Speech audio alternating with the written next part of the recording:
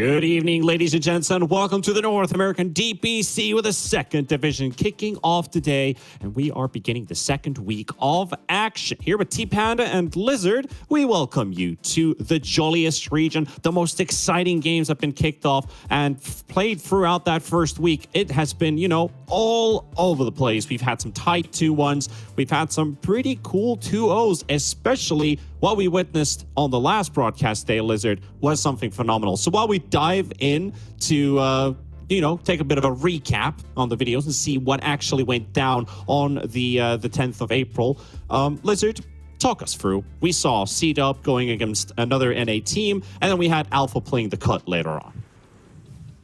I can't remember at all what happened in these two series, but wait, let me see. You do. You definitely do, because wait a minute. Let me see what was going on here. I know you do.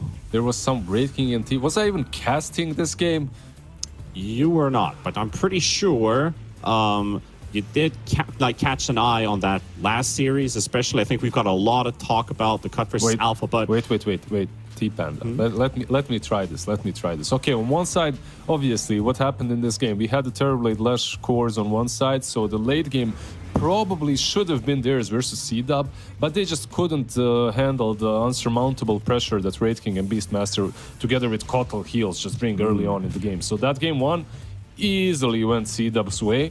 Now, the second game, they had this combo of Storm and Drow, you have the Storm on the mid lane, he's benefiting a little bit from the Drow. He looks like he might be able to dominate the game, but C-Dub, even though their Zeus was countered by the Storm, they didn't care. They had the Wraith King, they had the Doom. The Wraith King, once again, just completely dominating the game. He had absolutely no problems. Just rushing across the map together with his boy Doom and just dominating a 25k lead at 34 minutes. You don't see that very often. That is true. Double King and Isla, the 1s and 3s, they basically dominated throughout this game. I think most notably, Ush on this Centaur, he had a really, really hard laning stage for himself. Didn't really bring up much net worth, as you can see here as well. He's at the very bottom behind the supports of C-Dub. So, what can you do? You're playing a Centaur, you fall behind. It gets really tough to kind of farm yourself back into the game. Can we spam some what can you do's in chat, please? For T-Panda, what can you do? And then the second series was the cut versus Alpha, because Sand King Gomez, they were given a death loss versus Fart Studios. This was a really hype series. This was really fun to cast, because the cut, they were the favorites coming into this one. They'd looked really strong in their series before, despite coming out from a loss into this one. We saw two comebacks. Alpha, in the first game, this was 71 minutes long, and they slowly but surely started turning the tide to their advantage. But those few clutch team fights turned it all around. You saw the mid shaker. Man, this didn't work out really. He always got interrupted by the Snapfire, always got hit by the cookie when he was about to jump in. But wait a minute. We're actually getting some kills here onto this troll. Rises. He's improving throughout this game. This was the storyline we had, Lizard. Rises on the rise, building up stonks throughout the game. You bought your shares at the start. You're kind of like, all right, I don't know where we're going here, but it's a start. He starts losing. He's not feeling too good, but with time, he starts to pop off. He starts to pop off as the game progresses. Yeah, Rises on the troll. That's the hidden key, the hidden ingredient to make this team work. It seems like just pick this guy a troll and he's gonna carry you. Some other cores in this game and some other heroes that Rises have played didn't look that great in previous series, but in this one, troll was on point. Shaker as well. They picked it to counter the Ember a little bit in the mid lane, but yeah, maybe they did counter him. He had triple the CS of Ember, but then later on he fell off super hard.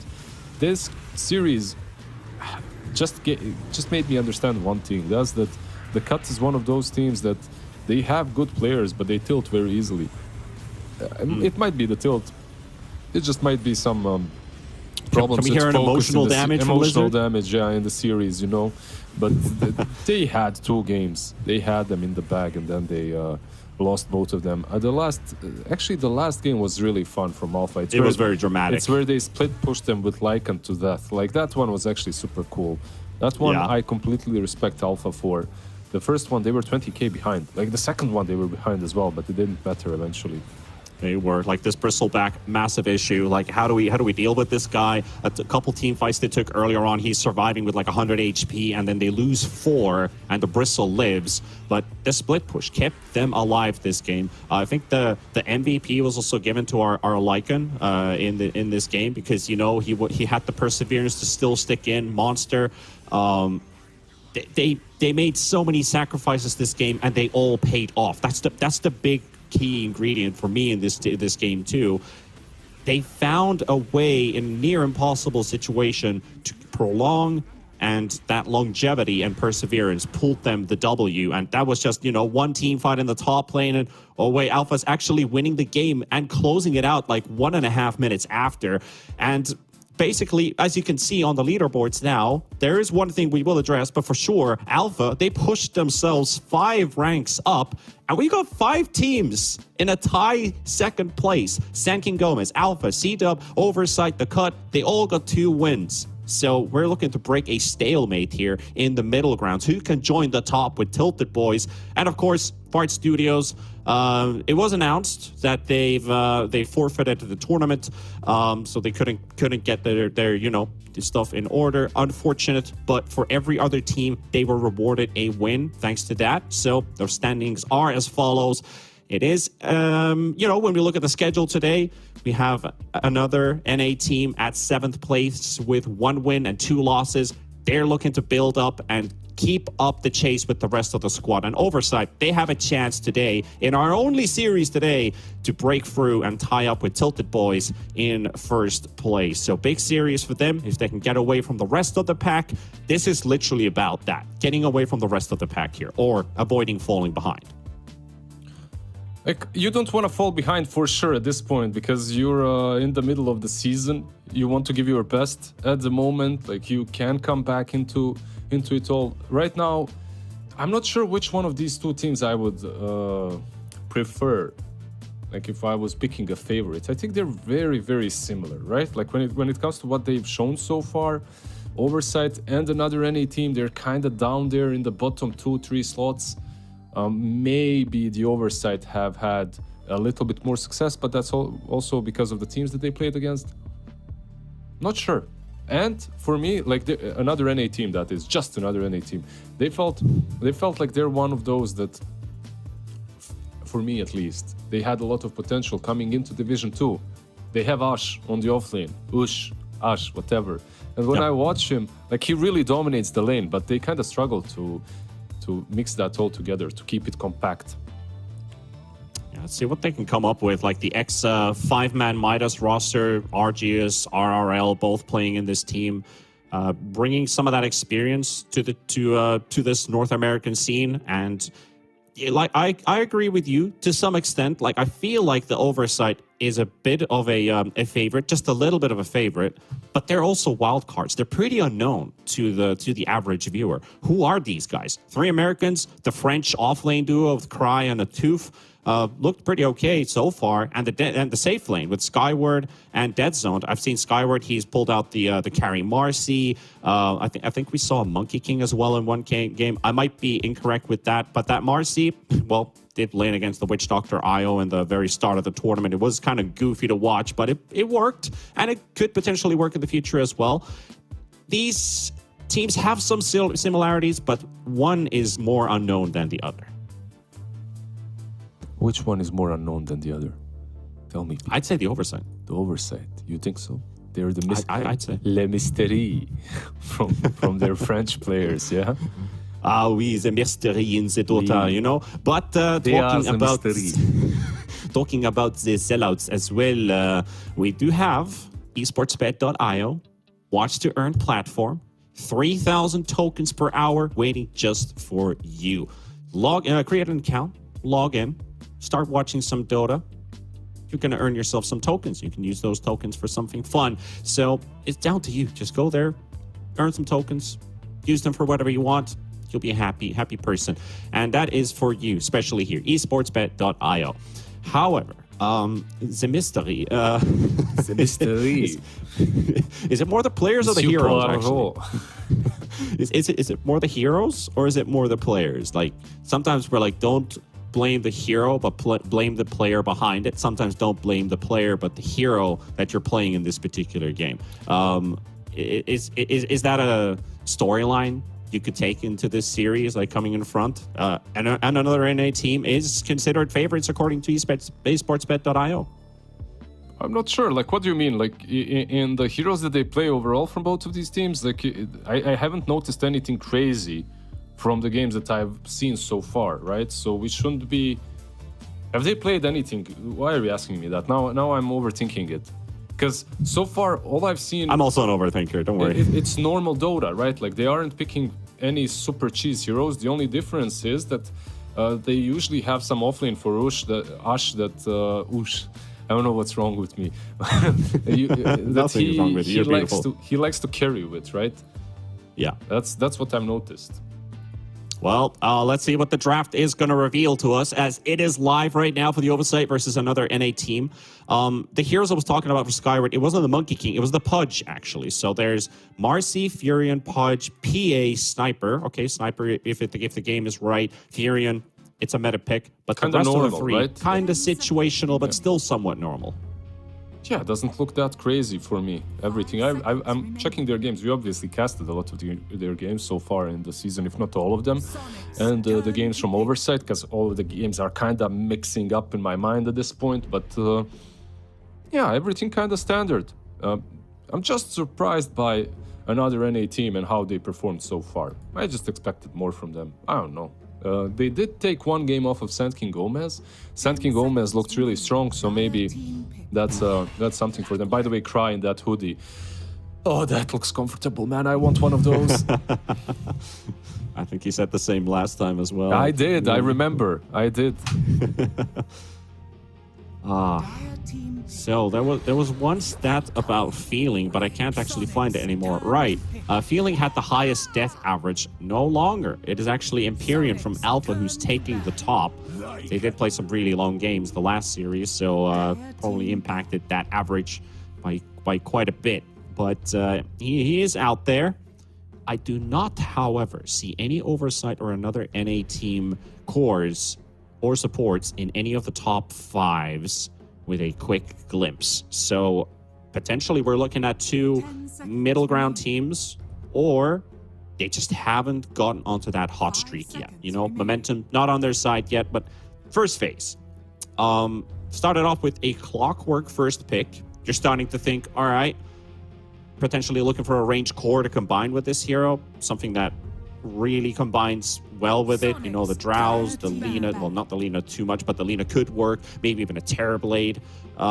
They decided to go for Undying Snapfire, where you have basically, is this like protecting the Undying, picking up the Snapfire? Nah, I don't think so. The man just Okay. wants to play Snap, and the other man just wants to play Undying. Let the man play their heroes, T-Panda. Why do you always have to find different reasons? Trying to look for The man counters. just want to play.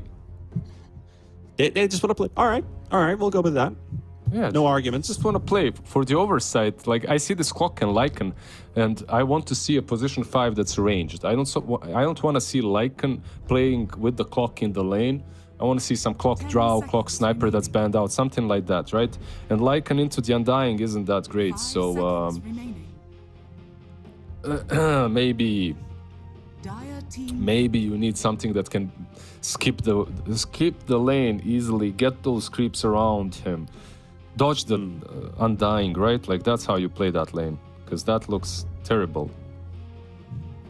What kind of range 4 should you pick up with the Lycan? Is Hoodwink good? 10 seconds. Oh, Hoodwink sounds pretty decent. Maybe a Mirana, you know, something that can jump around, kill the Mirana, tombstone. actually. Why not? Yeah. Why not? It's still in the pool. That's also solid. I wouldn't mind a Hoodwink as well, as long as you can. What's up with them and Centaur, by the way? They really love this hero. Like, I see Lycan, I'd rather have the, I don't know, Kunkka on the offlane, even like Tide on the offlane, Underlord on the offlane. They really like their Centaur. You were correct with the assessment. You were saying Ush loves his Centaur. Ush definitely loves his Centaur. He's going to pick it up again. Centaur Snap Lane. 5 seconds. Double stuns. Good level 2. Can see some punishment coming out if you pick up a range core that is like a very squishy hero. Maybe you have to put the Clockwork 5 now with a range core. Sonic's turn to pick. Mirana. There we go. Mirana. My hand is raised in the air right now. So Celebrating the Mirana oh, pick. celebrate! I thought you were like a question. But yeah, it is solid. Like that's the thing what I had with the Undying and the Snapfire. Like you pick the Snap as a block pick, so the 5 seconds Tombstone remaining. doesn't get destroyed right away in early game. But you still had Mirana, so yeah. What else do you need? You need some mid laner right now if you're oversight, or do you just pick a carry into the Centaur? Get some Monkey King in here, whack his ass on the lane, stomp him. Can you play Clock Ursa lane? If you pick the carry now, could you go Ursa Clock? Ursa Clock? I mean, Because you got also Lycan. solid. Lycan can build Axe. it's also solid. I don't mind it. I think it would be cool. You get that, and you could deal well with the Centaur. He's a little bit more versatile. You get another way of dealing with the Tombstone. There's not a lot of kiting for him besides the Stampede. One thing that you wouldn't like these ranged carries, right? Like a Drow or whatever, like these kind of boys, girls and boys and girls, is because Stampede wrecks them. And Stampede, you don't want to run versus Bloodseeker. You definitely don't want to run fast. You don't want to use that Stampede against Bloodseeker. He saw what you did to Mufasa, Centaur. He's back for you. 10 seconds Oh. remaining. Bloodseeker, indeed. Poor Decent Mufasa. silence against the Snap. But like you have a very long range silence versus Mortimer's Kisses. Can be handy. You don't even need to put a Snapfire in the middle of it. Just make sure it's somewhere on top if you see the ulti come out. Because Bloodseeker is not necessarily the hero who is directly the first hero in the fight, unless another NA team's the one to start it and they want to blow up the Bloodseeker. He's kind of like he shows up mid-fight, not the one that joins super late. Maybe early game he does, but like the anti-mage gameplay style, right? You show up only when you know you can win the fight. Bloodseeker, he can come a bit earlier, and therefore I think he works very well against this Snap too. Like Snap just does not have a game. But you got yourself a core that is currently unanswered. Is it? You Like do they not have break some creeps, right? refractions. Like you have 2 wolves and a creep from Lycan. Is that good or bad against her?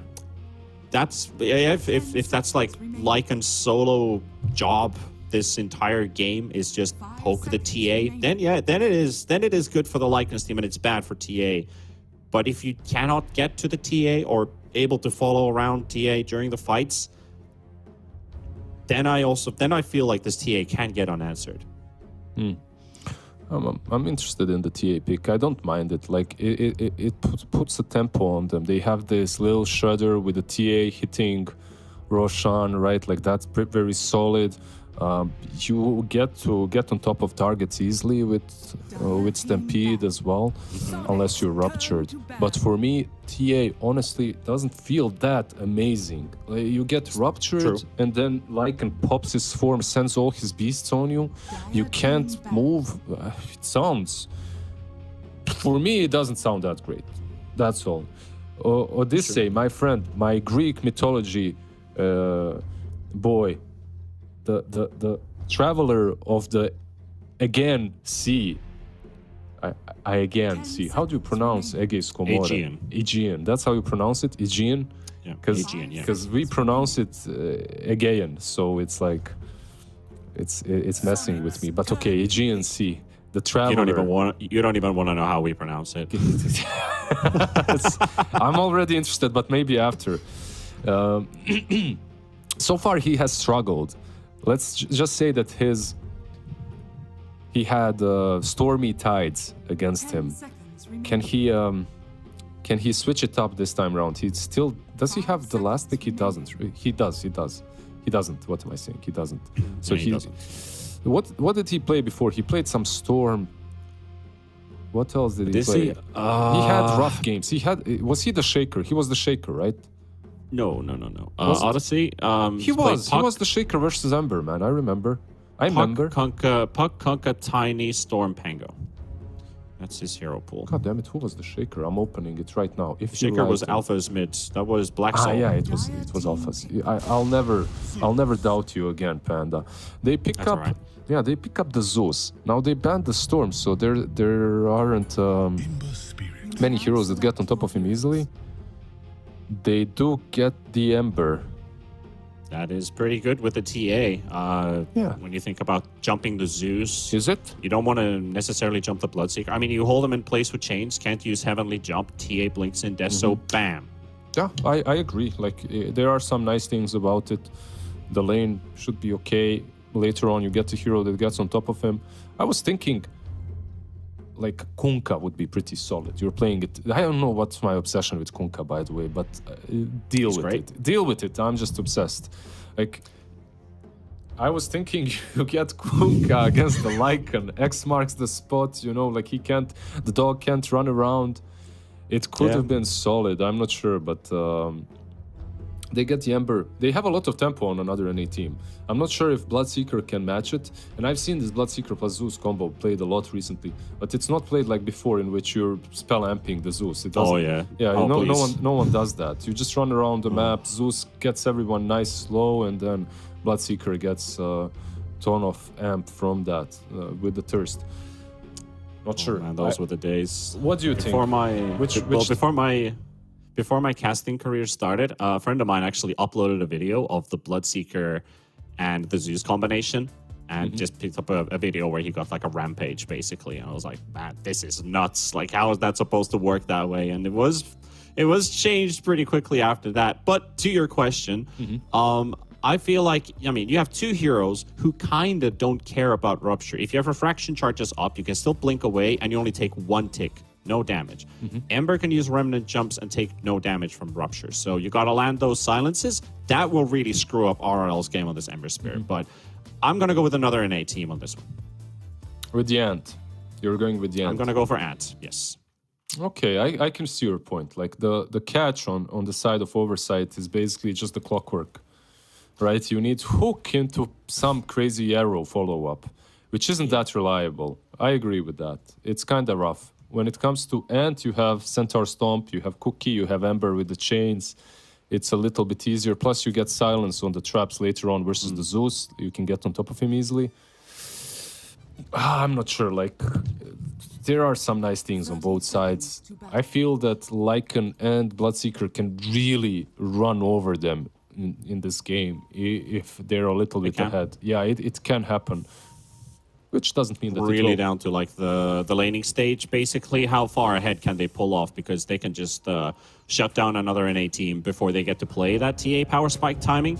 And I think I can foresee one thing. I was about to say that these supports on the Ant's side are going to die a lot, and they've already given away first blood.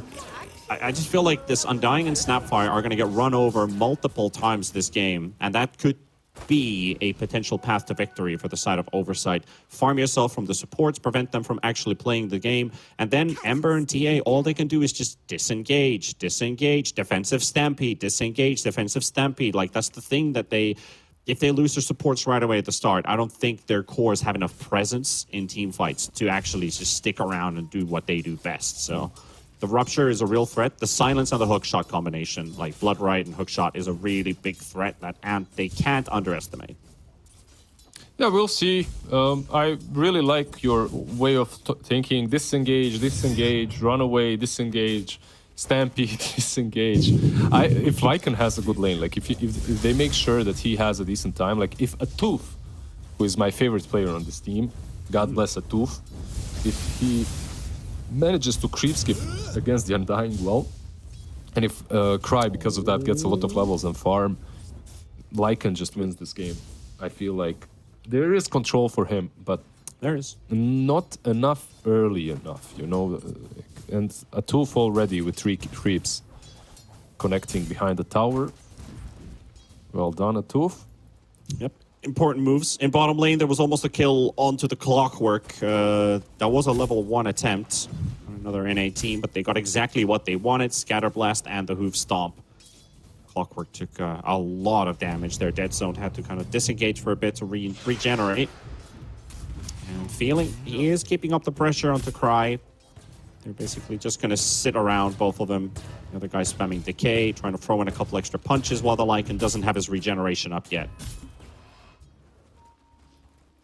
It's not a massive amount of HP regen, but it is something.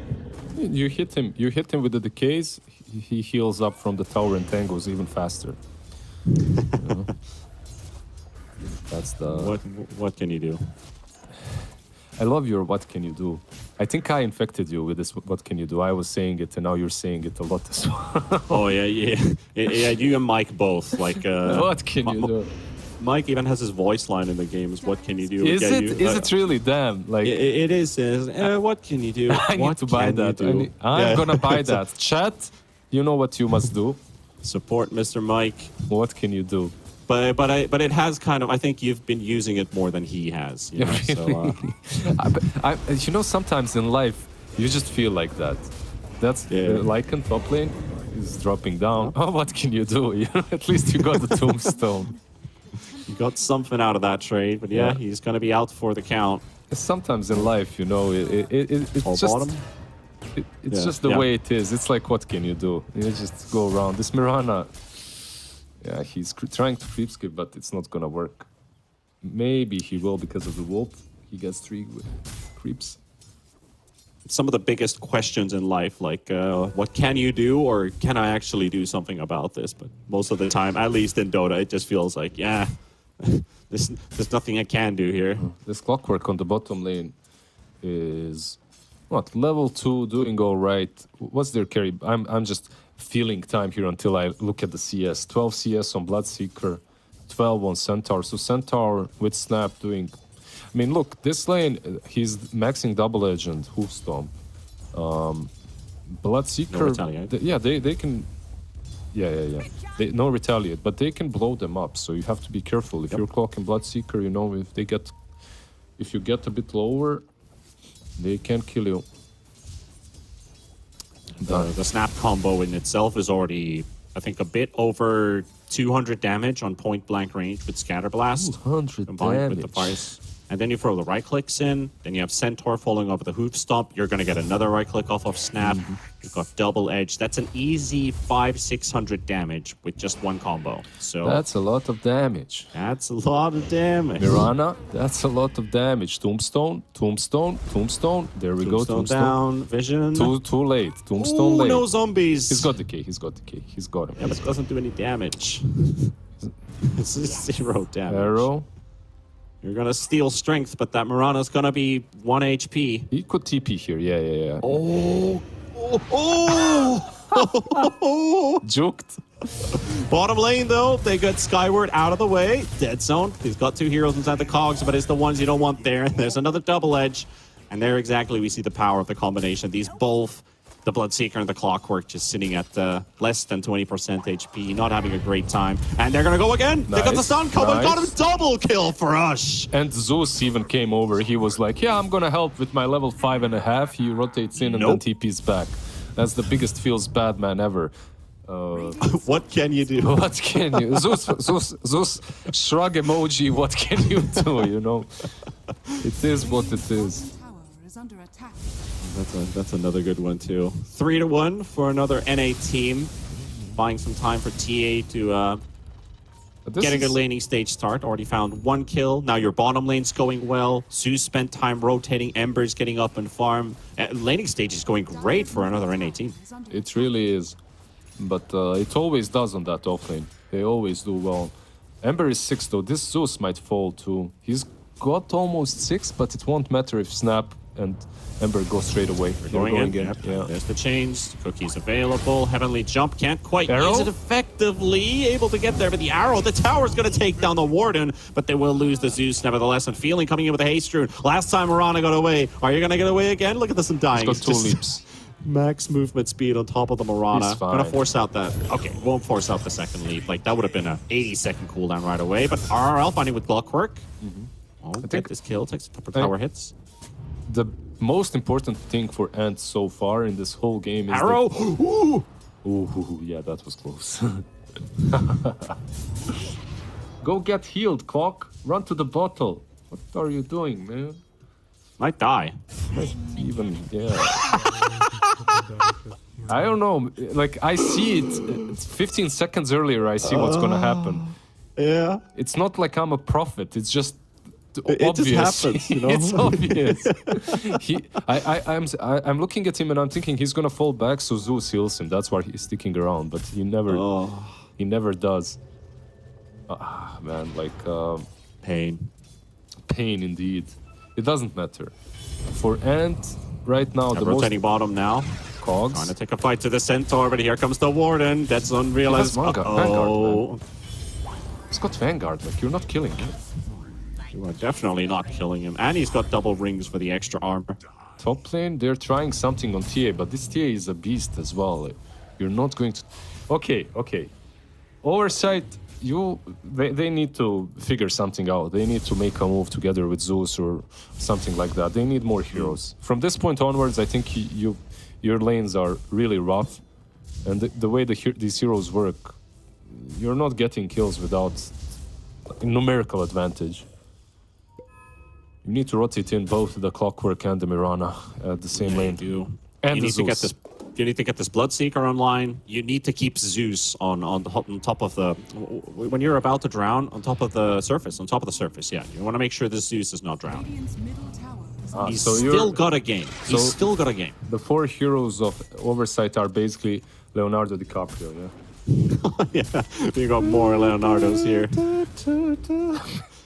Bottom lane, Skyward. Oh yeah, that's a different type of love story that's happening in bottom. Oh, they got the arrow coming in as well. Cookie stun onto 2. Skyward still fighting all the way to the end. But yeah, it's still a Vanguard Centaur. You have to battle. Feeling is coming in. Tombstone is placed down. Stampede coming out, and they will get the fight in. Zeus is dead.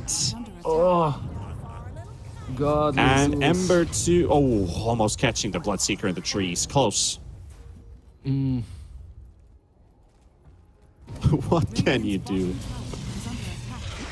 Well, I mean, in this case, the thing you Bloodseeker could have survived. done is not be in melee with Zeus. Yeah, I don't know why he went in so close. Look, Bloodseeker survived his mid, his farming, and Lycan did finish his Helm of Dominator. Once Lycan finishes his Helm of Dominator, everyone knows the lane and what happened in it is history. It doesn't matter any longer, he still takes over the game. But this is one big TA, like Dragonlance and Power Threads. What did you do on this lane? Holy... Beautiful timing coming out, yeah, for sure. 5k net worth, 10 minutes in. Pretty solid. That's the type of net worth you usually have on your Kunkka, right? Like 10k, or 10. 5 minutes at 10. Oh my god, 5k at 10 minutes. Thank you. Yeah. They're fighting in top, or trying at least. Rotation coming in.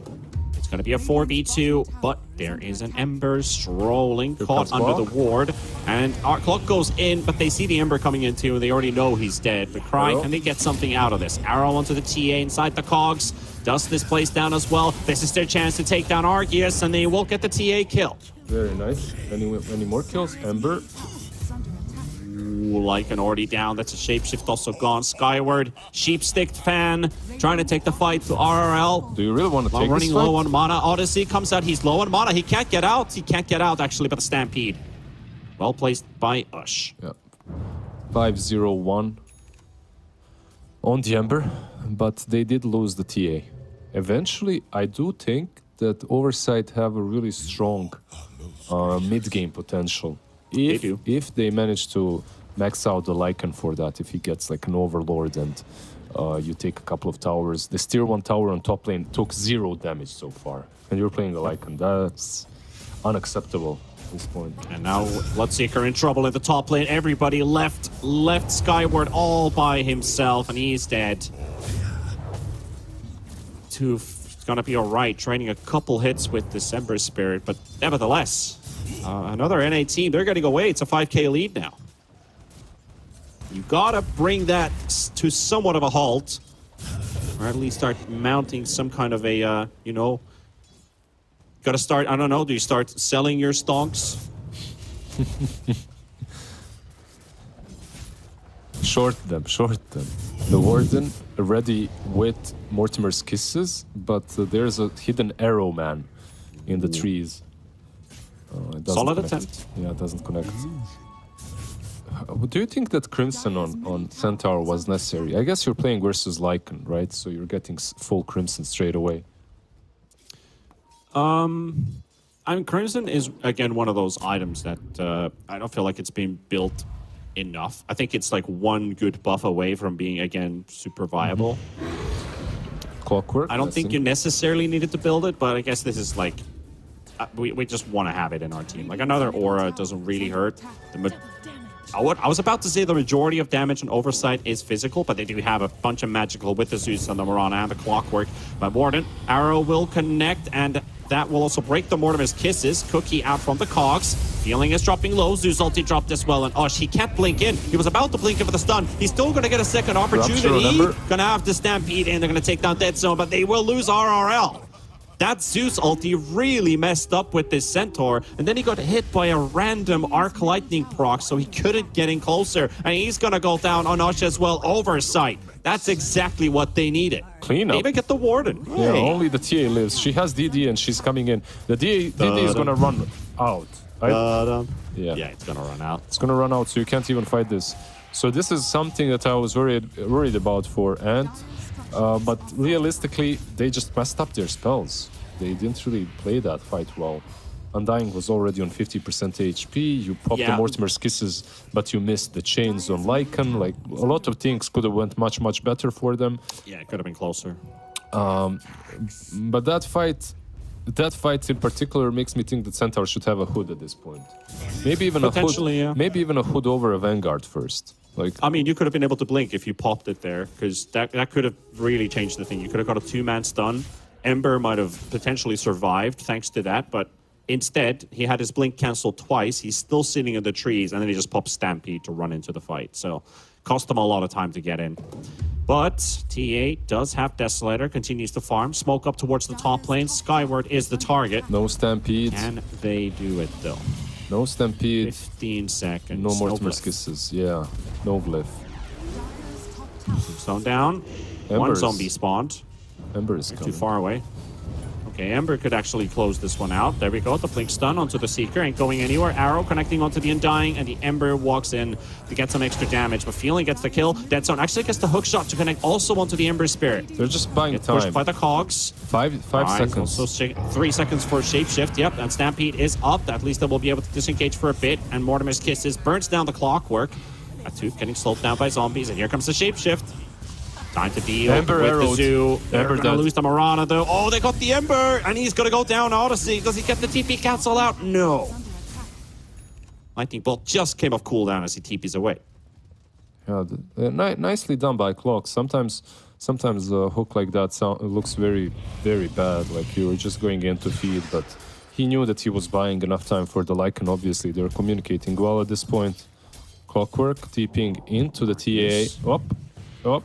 Whoppa. One more. 1, 2, 3. Nice. Up, and nope. TA does not get the kill. I Close attempt. have to say I feel for Clock. He managed to survive after a nice play on top. There's also a Zeus coming in. Mirana ult is about to run out. He does have an Invis in the bottle. Feeling ready to place down a tombstone on the cliff if they were to show up. Just a sentry scouting out for vision. Nothing there. It's an interesting ward location. It's going to run out here, but it's on the edge of the cliff here. I'm showing this bottom half, the entrance to the triangle. It's going to expire now. Don't get to see that ward too often. Why is that? It's not that popular. Like, there's a meta with wards, I feel like, constantly. Don't you think so? Like, there's a meta with wards in which you get a certain type of wards, you plant them a lot, then everyone starts anticipating them and dewarding them, then you have to figure out something new, and it's just like a cycle of warding. It's never ending. Clockwork, hookshot. Beautiful stun combos, still arrowed up. Feeling can do. We'll drop down the Seats of Serenity, but that's not doing any damage. Artemis Kisses takes down the Clockwork. We've seen this one before, and the Warden, he's got a Zoo around him. They're targeting the Centaur. Centaur taking a decent amount of damage. The Overload Helmet doing a lot of work, but RL goes down. They did use the Rupture on him. Cry hunts down the ward, and he can't run away from the zoo. Yeah, that's a perfect timing for Cry to show up with that ready helm of the Overlord. Gets 2 kills with it, and the mid tower. Structures are fortified. Lift up at least, so they will buy some time.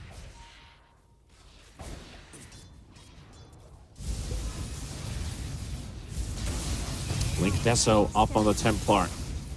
Looking for Odyssey. Oh, yeah, that's the problem. No survival this time. With Dire's top tower is Straight under to Roche. attack. They go straight into the pit.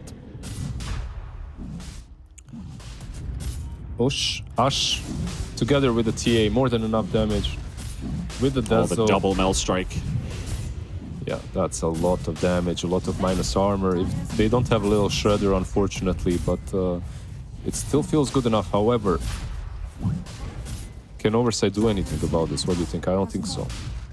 Like an arrow Roche. Go Mirana, Atuf go for the Mirana, you. steal. Mirana for the steal. Mirana, Leap the in beast. just a matter of seconds. Oh, he goes in. 100 HP. Roshan. No. Just disappears. Argus will get it. Yeah. It will trade off feeling in the bot lane at the same time. But there's a ruptured Ember's Spirit is about to get taken down by Skyward. Oh, Ush. Oh, he didn't have stun available. He had to use it in the Roche pit against the Mirana. So they do get the Ember kill with it. Okay, they lose the Ember, they get the Roche. It's like some trade, right? It's not bad for them. Not that great as well. But it was super important that the TA gets. Lycan. A hell of a beating here with this Templar, but the cogs in between buy some time. Dead Zone though. That zone really, He was really trying his best, you know, to help them out. Mirana. that is the classic, you know. Oh, Arrow. to the Zeus again. Arrow dodge this time. The mech. Oh, the mech. The mech heal is enough. Dude, he got wrecked so hard by the two of man. them. First, Literally max Yeah, cast range mech there. yeah, he attacked the Mirana. Then he was like, "Yeah, why would I kill Mirana when I can kill the Zeus?" Goes on Zeus, and what should almost always be a kill gets denied by the good mech usage. Atuf, again, this man. You love this guy. I don't know why. I just love Atuf. I just love the nickname. I love the plays. Like he's had some good Monkey King plays. I remember in the last series that we watched. Radiant's top tower is He's making NA more interesting, definitely. we. Yeah, so we've reached this place in which Clockwork might die. Let's see. Undying running in. Radiant's top tower has fallen. Dire's bottom Okay. tower Wolves are being a bit pesky here. Wolves Oversight. scouting out. Have to play defensive. They will lose that top tower. While the TA is just splitting bottom, holding on to 2,000 gold right now. Are we looking Arrow. at... oh, Insta the we kill. are looking at feeling dead. Okay. About this TA, BKB or something else? You could greed out for something else because you have the ages, but I think BKB is solid. He already has the shard. Oh, they found the Seeker. Huge kill going for another NA team.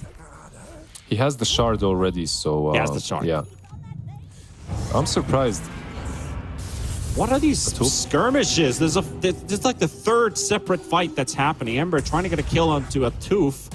Atuf will dodge. Ash goes for the blink and stun, and this will lead into the death of a Dead Zone. Cry. He pops a shapeshift, so they forced out an ult, and they don't even. The fight's already over. Yeah, the ult from Lycan was used maybe a little bit unnecessarily. There's nothing to gain from that. He is pushing top with his pesky Radiant's bottom tower is Zoo, under attack. so that's happening. But meanwhile, TA already took more than half of your bottom towers, so bottom tier 2, that is a lot of damage dealt there. And he's not going for BKB, he's just going straight damage. I mean, BKB versus Rupture can be a bit difficult, plus they have a lot of physical damage against you. There isn't, like this game, when you think about it, versus Zeus, Dead Zone. yeah, he's dead. Versus Zeus, the BKB is okay, right? But you already have refractions versus him. And then... Did you? Sorry to interrupt. Did you see that kill TA got against On the the Clockwork? cogs? Was it? Yeah, on the cogs. That's so like frustrating. You're using your best tool to zone your opponent only to die to them. But wait, I need to though ask, are you sure it was the cogs side blades or was it specialist array that hit him? Because I'm not... Could it 100 have been a specialist array? Yeah, I 'cause I'm saw not- I saw a deny mark for some weird reason, but he did die at the same time. Radiant's middle Yeah. tower is under attack. Honestly, I have no idea. But it did look like it could have been a side blade spill. Someone from the chat will tell us, I'm sure, that we were wrong in both times, and it was actually an arrow from something. I don't know. Centaur killed him. Whatever. In any case, in any case, TA right now feeling really damn strong. The Sage is. I mean, look at that net worth. Just look at that net worth. How massive that is for TA. Yeah. Holy, how much is that? That's all. That's 750 GPM right now. Lycan? 22 minutes. Very, very solid. And they find the Lycan in the top lane with the chains. It's gonna lead Cry down, and looks like the dragon might be falling too. And the tips. My God, there's some NA salt in this game. What's happening? I think we need more. We need more, definitely, but we're not in a deficit. We're getting enough at this point. But more is the more the merrier, for sure. Yeah, we're being sated for now. The BKB will be completed on Bloodseeker, and once you get it, which is now, you really have to make a move. Like, you have everything. You need to perhaps Mirana ulti plus smoke as soon as Lycan is up. Go and try to make a play. Radiant's top You've fallen 10k behind 20 minutes in. All right. They just dropped the ward right here in the middle lane in front of the tier 2 tower. It's just outside of range of a sentry, 2 sentries even. Yeah, there we go. Smoke Accurate. and So they've got good vision there, but the smoke is coming out from the base. Oversight. You need to get that cliff vision, and they do. they CTA. They see everything. Who takes who? Osh gets the stun out first. Zeus is the target. Zeus already taking a hell of a lot of damage. Ember jumping in and making sure they're going to find one kill, but the second battle is onto the TA. Arceus is down. Skyward uses BKB to ensure that kill. Warden using the Mortimer's Kisses with combination of the chains, and Ush will get the blink stun on top of the Lycan. And that's a 3-for-1. You lost your big tower hitter, but you lost the fight on Oversight. They're getting on top of Zeus a little bit too easily. That's one thing that I would say, maybe, from all these fights. Everything else, like, they committed on the TA, they planted the ward, they smoked up, they went into the right area. It's all fine. I'm not flaming the Zeus per se, because they're quite far behind. Like 10k behind at this point. They just have all the items. There are 4 staffs, there are like blink daggers. It's not that easy to be in the right position. Plus he got silenced by the trap momentarily. It's not an easy game for Oversight. I still think the play that they made was correct. Yeah, slowed and silenced, and the fact that you get chained up, you cannot use Heavenly Jump. You're just going to jump upwards and down. You're not going anywhere forward. Atuf, he's in the bug spot, but you will be able to get back on the move, but there's the chains from RRL. This time, this mechanism will not be enough to heal him. And the tombstone dropped, just in case. Radiant are scanning. Gotta make sure. It is Atuf, after all. Don't make too many mistakes. Oh, they find Ush. Ooh, close to getting the Rupture. Might actually get a second chance to cast that Rupture. Yeah, but TA is now there. Now you're the one running. Stampede coming in as well. 1, 2, 3 for Arceus to take down Dead Zone. Skyward still on the run, slowed by the trap, silenced up as well. Ush, 1 second for Blink. Can he get the stun out? Yes, he. No, he can't. BKB will be used. That is the 8-second BKB to disengage. It's still a win. Instead of, the disengage defensive stampede, it is actually offensive stampede and Blink it. It's still a win. They were preparing, I think, to go on the TA mid, but Centaur just was in the way. And then instead of them going on the TA, which was not really alone, they have to run away from the stampede scent.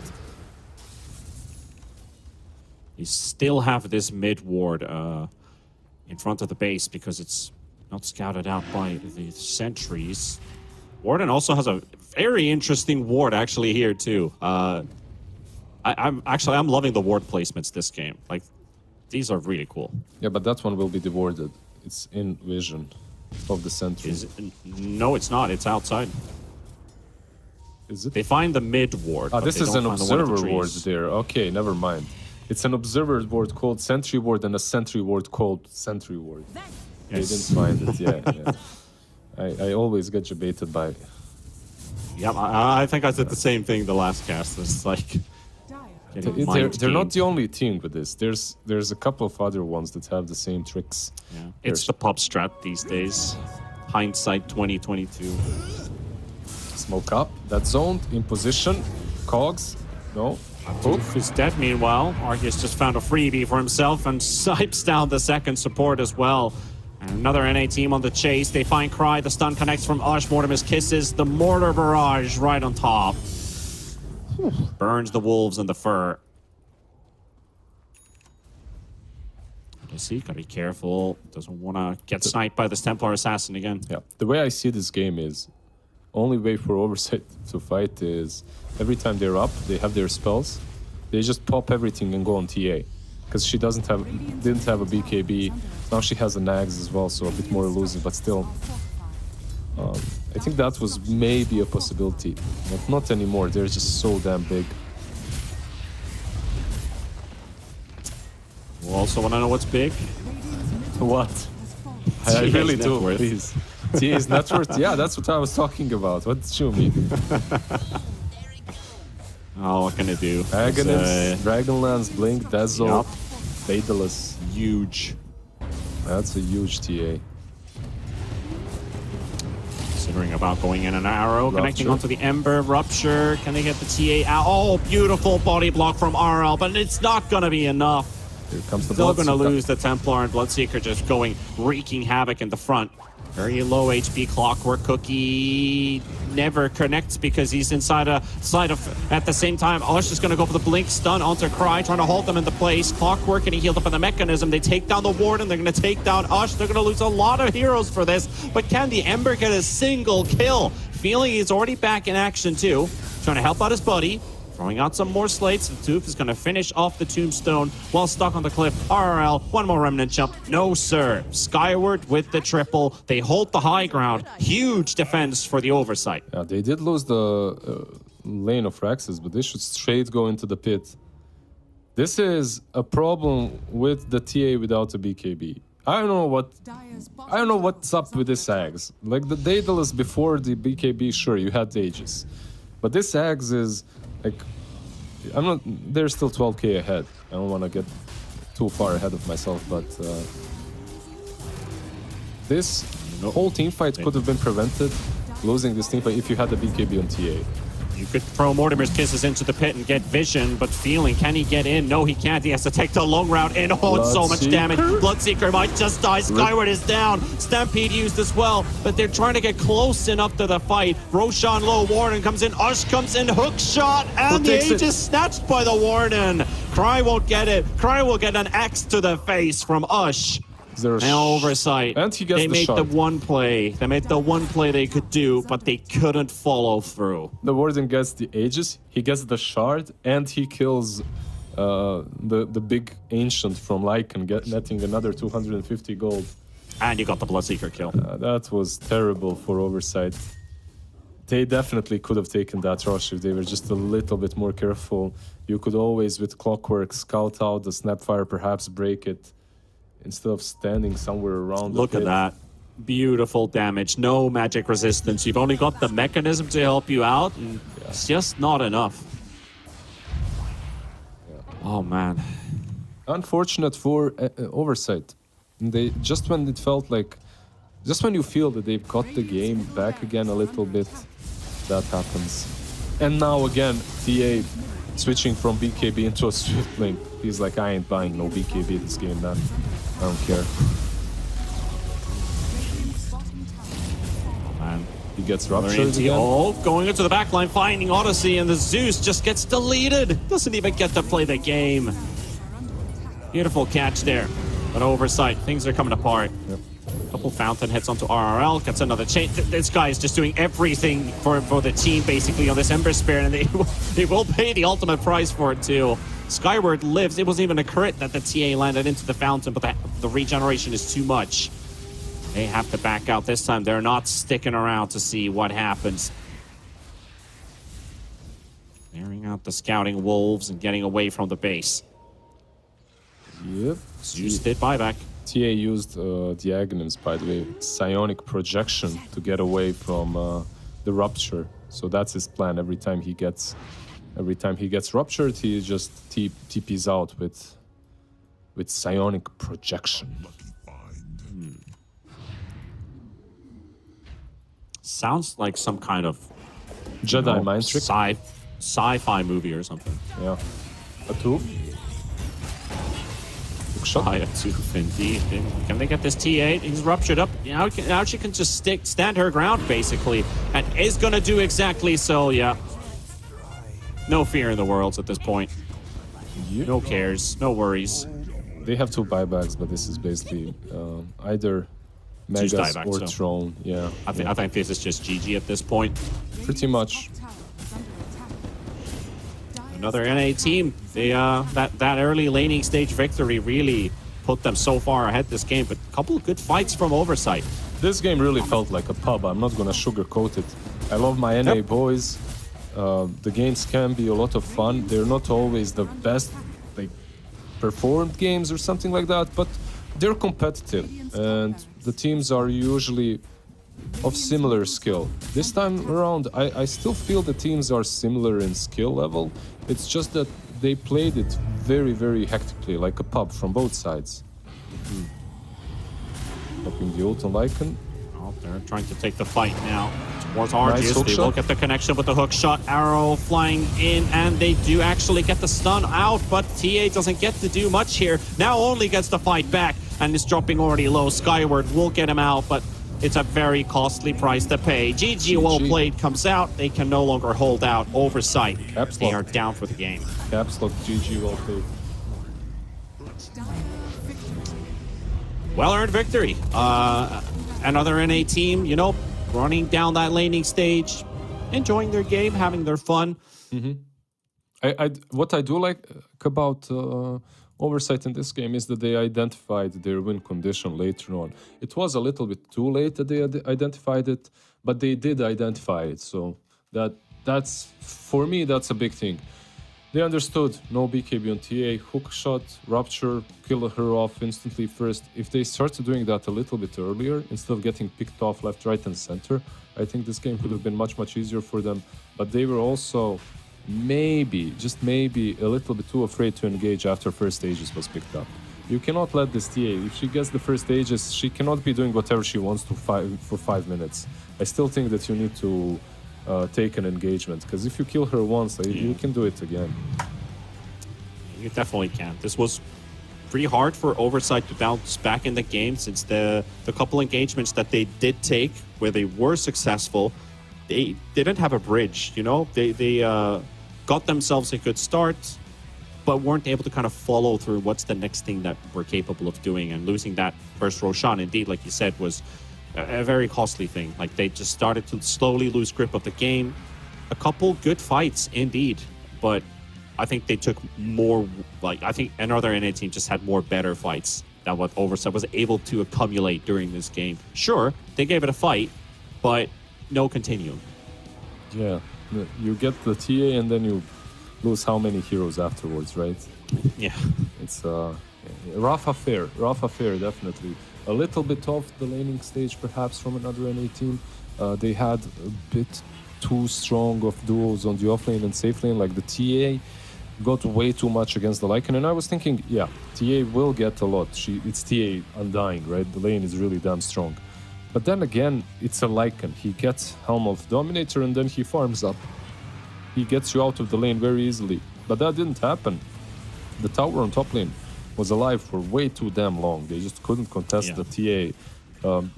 And one thing that Ant did really well is they defended that top tier 1 tower multiple times, so preventing the Lycan from actually roaming the map and just taking one tower after another. Yeah, I like you said, like, they couldn't contest the TA. I felt like they couldn't contest with this Undying at all. A lot of effort put by Feeling into the laning stage. But man, Dead Zone, he tried his best. You know, we saw some pretty good hook shots. Honestly, really good hook shots. But when you're playing against the TA that's already online, RRL, who does a ton of damage, and you don't have the farm as your support, you don't have the armor, you are going to die 18 times. There's not anything you can do about it. should be an MVP chosen for this game. Honestly, if I had to choose one, I'd say RRL. Like, this guy did so much work on this Ember Spirit this game, finding the right chains. Okay, he missed them once. That was that one fight where he said he missed them. But I feel like he did so much work. The damage that he dealt this game was out of the roof. I think he did like 47,000 damage.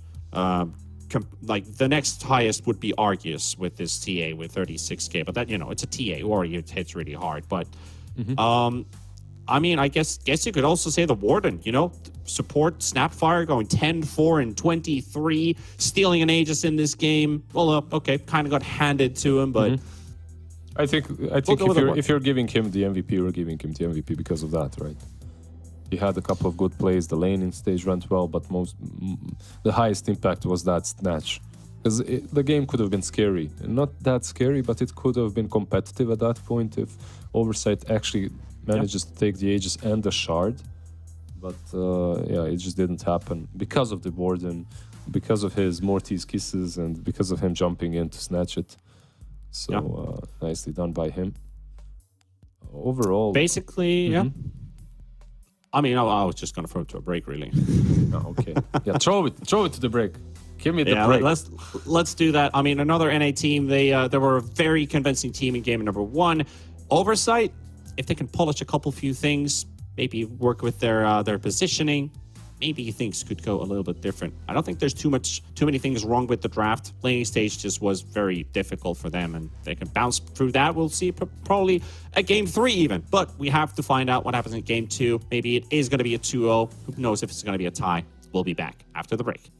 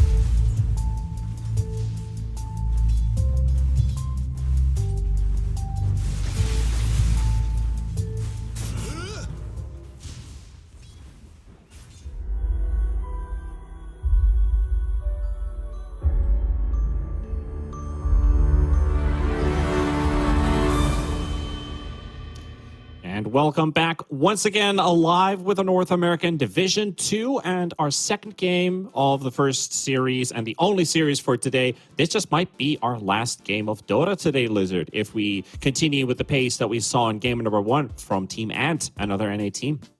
Hopefully it won't be, because I'm currently getting some working out tips, exercise tips in the chat. I need this guy to stick around before Nice. The game is over. I need to figure out what I need to do to get as big of a bench as he's benching 180 kilograms. He's a beast. Damn, we son. got some beasts in this chat, Deep. Yeah, stonks have turned into gains for sure. Does that translate into the draft as well? Another NA team, the Oversight. It is live right now. We have a different opener as Undying seemed like the issue for the Oversight. They banned out Undying in the first phase, and they open up with a Rubik first pick. Are you a fan of this just got Grand banned. Mages? I don't know what happened, but I'm sorry, all of his messages just got deleted. Anyway, am I a fan of Rubik first phase? Are you a fan of the hero in general? Am I a fan of? I think Rubik. One thing that he does is he opens up your drafts. You're not really giving away. If it's the first pick, first phase, you can continue in any direction. He can be. Can I say something? Yeah. This is an Enigma game right now for another NA team. 10 seconds remaining. You like the Silencer plus Enigma versus Rubik? It's a counter pick, remaining. and Rubik can't do anything. Like, you're not buying a BKB on this hero. You will get silenced no matter what. You can pop both ultis, we'll be fine. Okay, it's yeah, maybe not straight away. You can pick the Enigma, but maybe not straight away, because you can get countered in the lane, and the other heroes that you can pick later on can also help out Rubik with messing up with the black hole. You can just steal the black hole and not use it, and then when the global silence gets used, you use it or something like that. You get some clockwork or some BKB piercing to actually destroy the black hole itself. Another NA team, the way I see them is Ash, he needs to be playing these aggressive heroes like your Legion Commanders, your Centaurs, stuff like that. If they want to go for Enigma into the Rubik, sure, like you can. I don't think that it's that great, but like you said, it's kind of protected by the silencer. I like this more. Yeah. It is. Like, if you pop both ultis at the same time, you go for black hole, you know you're coordinating black hole like with a split-second decision. Silencer presses R. Rubik, he cannot he can't steal it, because black hole duration is shorter than level 1 global silence duration, which is 4.5 seconds. He will get to cast a second ability after that, which is usually you follow up with Malefice. You throw Midnight Pulse, black hole, Malefice. Rubik steals a stun after the silence is ended. Or use black hole, he steals black hole global silence to either cancel it or prevent Rubik from using it, but like you said, so that is always there. They will leave it open. I'm just saying it's a good game for it, and I think it looks even better now with this Lycan pickup, since another NA team, they decided to offer Tiny in between. You want to have a playmaking support, because Silencer, he isn't exactly your playmaker, right? He enables the rest of the team, but he's not the hero who goes in and does things. Lycan. Is this for Oversight? Do you think this is once again the offlane Lycan? Should be. I mean, Probably, right? You were reading chat for gains. I was reading chat for Cry Lycan cannot lose game, but they did. But That was written, yeah. You're playing the Lycan into the silencer lane already. Post laning stage, it's good for Lycan because you just send your creeps on him. They maul him, right? Like the silencer disappears. He can't do anything about it, literally. But in the laning stage, you do hurt Lycan with the silencer. So silencer is going to have a decent laning stage as well, at least, depending on what they pair him with and depending what they pair the Lycan with, obviously. Another NA team, I would once again urge them to pick one of these heroes that are decent against the Lycan, like a Centaur or a Tide, anything like that for us. Underlord as well would be pretty damn solid. And you can see that they're sort of preparing with an Ursa ban already. Yeah, they certainly are. And they also banned out Skyward's Marcy carry, which seems like it's like something they could possibly or potentially play. especially supports that don't have stuns. Well, the Tiny can defend himself, but the Silencer can't. Like, the Silencer is just dog meat for a Marcy. Well, Marcy doesn't eat dog meat, but at least it's a punching bag. That shield is not meant to withstand Marcy's punches. Are we gonna see the same drafts, just maybe stolen TA by oversight or something like that? Same drafts. We have three different heroes. I mean, I see the Lycan. For me, that's already the same draft on one side. You can switch. You can switch up the supports, whatever. True. It's still a Lycan game. I guess it's still like, you're playing with long cooldowns versus a team that doesn't rely on cooldowns at all, in a way. Well, you don't have to rely on global silence, but it's a nice thing to have. You can die right away at the start of the fight, you buy back, you press R, and you win the game. You can just play the game from the fountain. And we won't see the Ember like you have probably noticed. It gets banned out. TB banned out for the reflection plus silencer slow, versus the Lycan would be terrible to play. But maybe you see they banned out both the illusion heroes. Like Naga is really good versus the Lycan. Terrorblade is decent, but later on the beasts kind of do pose a problem. So I'm wondering if there's something more about it, why they're banning it out. We'll see. Banned the sniper. Same in the last game, right? Like they banned out, I believe, the sniper and. So do you pick Beastmaster now? Yeah. What a god this man is. Can you just talk? I'll go on my phone, play chess or something. Like analyze this game, cast it as well. You don't need me, but nice Beastmaster call. Like they fight fire with fire. They get a zoo of their own. Do you like the Beast more or the Lycan more when it comes to the zoo at the moment? Which one would you prefer? At the moment, I think I'm a really big Beastmaster enjoyer. The thing is, I don't get to see his Drums of Slum too often, which is kind of saddens me. I really love the Drums of Slum when you get to use it. But in general, I feel like Beastmaster is a lit easier to play than the Lycan is. Yes. Lycan may be more micro heavy because you have to use your ulti and you can actually zone somebody out from the fight. But Beastmaster, low cooldown ult, single target lockdown, goes through BKB, always useful. Even with like no farm, I like this hero more. But yeah, they went PA Lich. They reduced the physical damage output basically with that shield, allowing PA to survive a bit longer, even if she does get roared. Very cool camera angle for RRL, by the way. Very cool. Very nice. Stylish. Yeah, very stylish as well. Nice haircut, I have to admit. I'm jelly a little bit. I want to have hair like that.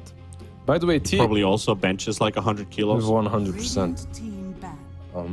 TA picked up a natural MKB builder, right? Decent into the PA. We have seen what the TA did in the last game, and in this one, it might even be a better of a TA game because you have this Beastmaster to help you out with Rosh. You had the Scent in the last game, but I just like Beast with TA much more. You get more out of it. But the problem is, in that last game, Centaur was just destroying. Right, he had a good lane. They were just dominating. In this game, he shouldn't have a good lane. I mean, Beastmaster, should suffer. Like you're playing versus Lich PA. Even the PA on her own is strong versus Beast. Lich and PA are extremely difficult to play against. The only thing that I now really dislike about another NA team's draft is the silencer. It doesn't fit into the picture anymore. Your global silence barely does anything against the heroes of Oversight. Okay, now it does a little bit. I mean, you're first phasing the silencer. That's what's gonna happen usually. Yeah. Like that's the thing. Like, but this hero just doesn't do anything in this game really, except focus on the Storm Spirit. And you've still got the puck in the pool, so you got yourself a natural counter in the mid matchup, and also outside of that with the coil. Storm can't jump. Got to use BKB. Got to build BKB. So you got a very strong. I'd say you have a very strong late game timing here for the Oversight. You're capable of fighting in the mid game thanks to Lycan and Lich. and you have to worry about another NA team again. The laning stage, I think they have a small advantage, which could just win them the game. For sure, 100%. Like on another NA team, they can dominate this game once again. 20-25 minute mark, they can be 20k ahead like they were in that last matchup. But Oversight, it's like this classic NA scenario for me. You lose game 1, you pick the stronger carry in your next game, like a stronger late game potential cores, that is, and then you win. And then you win another one, and it's a reverse sweep. Like, I've seen it too many times so far in NA. In the chat, people are calling for it even.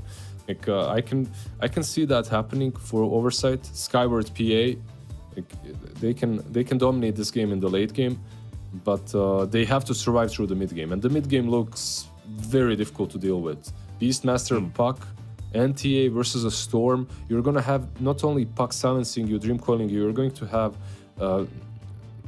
the global silence, plus you... Wait, global silence is on the other side. You won't have the global silence, you'll have the shard from the TA, which is another additional problem.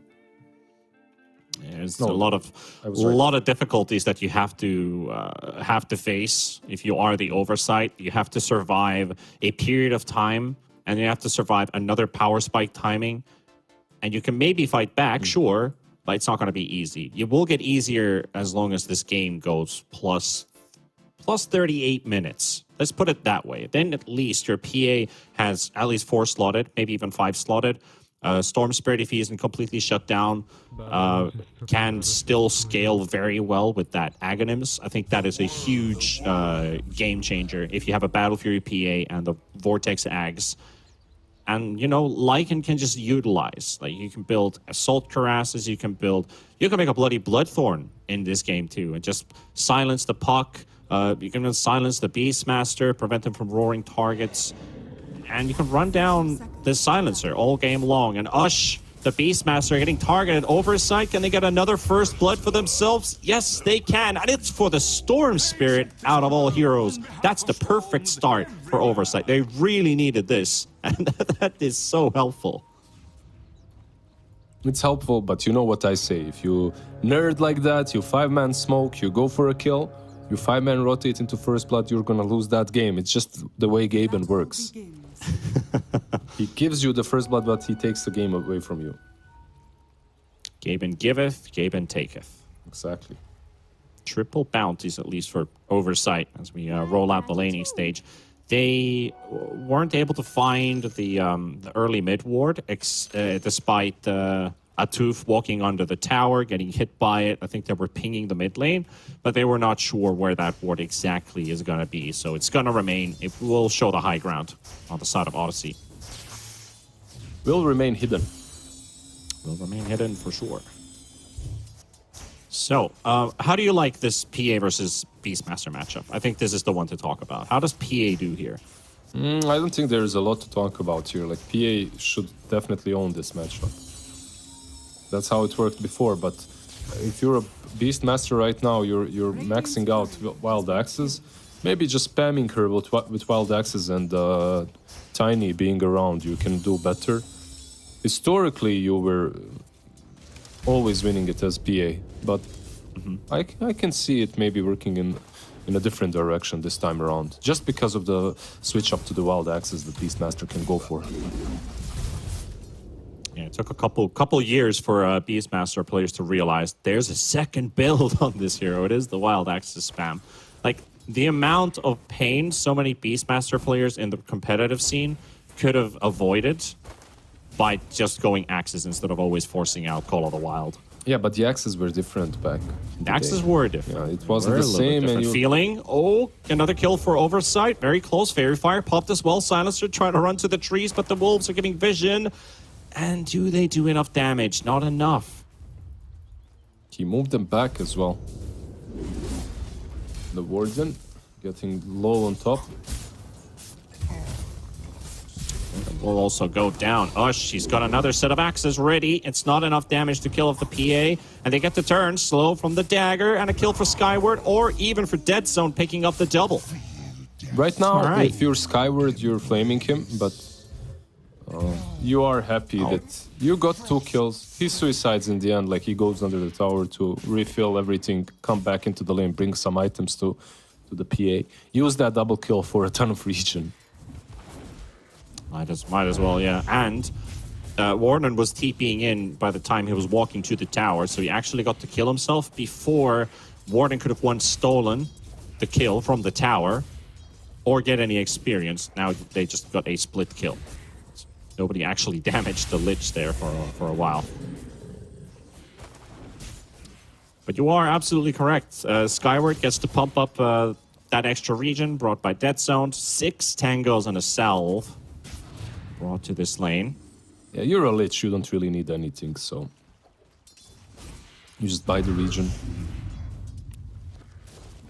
Remember when Lich still had Sacrifice? Please and don't. it made so many matchups interesting? Don't, okay, don't, all right. don't. Some PTSDs. I'm still hurt. I'm still hurt. No, hey, I'm not. It's not PTSD. Like it's not. It's not that I had to play. Oh my God, Argus. Oh, I saw that. oh, that was. We just, all saw that. Oh, oof, that hurt me.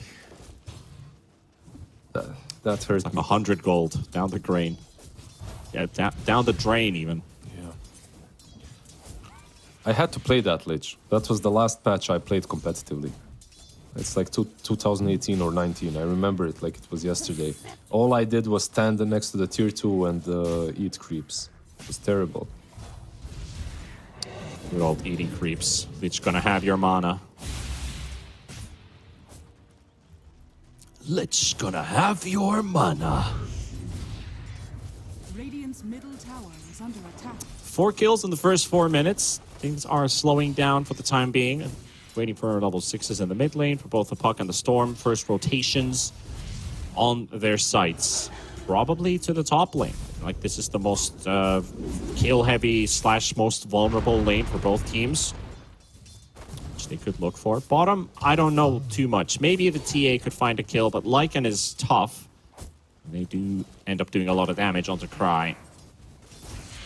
It comes down to the rotations as well from Puck. Like, he gets that 6. They can also rotate mid, right? All of these supports on both sides. Like, on one side you have the Tiny. He brings probably the most assistance to the lane. All the boys to the yard. Can they get someone on top? Probably not. Warden really getting bullied by Skyward. With that Blightstone Orb of Venom, looking for the Orb of Corrosion. By the way, And my dear friend T Panda, if you do click on the Beastmaster, you will notice that this man is an absolute Giga Chad. He is not going for Helm of the Overlord. No. Instead, he is going for Drums of Drums Slom. of Slom! Hell yeah, baby, let's go. I really appreciate your enthusiasm. Specifically because you want to see Game 3, I see. That's the dream. Unfortunately, some teams have forfeited, so we can see Game 3 at least. Because Drums of Slom will be purchased. But you should also be happy because you wanted Game 3.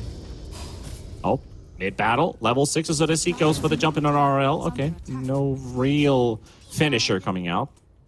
A Storm poking a bit with the fresh teleport. There's an illusion rune, a twofold deny it. And a bit too far away as well for this Puck to go in, but they're going to go for the Silencer. Feeling he's going to have to taste the punch of the Storm Spirit and goes down. Storm finding a first kill, and he can actually... Okay, he's not going to move towards bottom. God, the PA just disappeared. One, but yeah, they just killed the PA top. They're going to kill the Lich potentially too.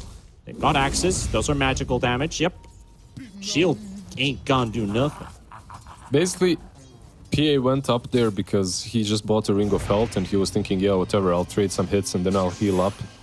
I'll get a tango from the Lich, I'll heal up in a second. Then he got super punished for it. Instant combo together with the axes. Works wonders. He's now a level ahead of the PA. Beastmaster could just get Primal Roar before PA also gets level 6 on the coup de grace. So there's a kill opportunity now, definitely on the top lane for Ant. Now there's an opportunity for Odyssey to TP somewhere. He's level 7. He can go back. Try the TA bottom, slowed by the good old Ghost.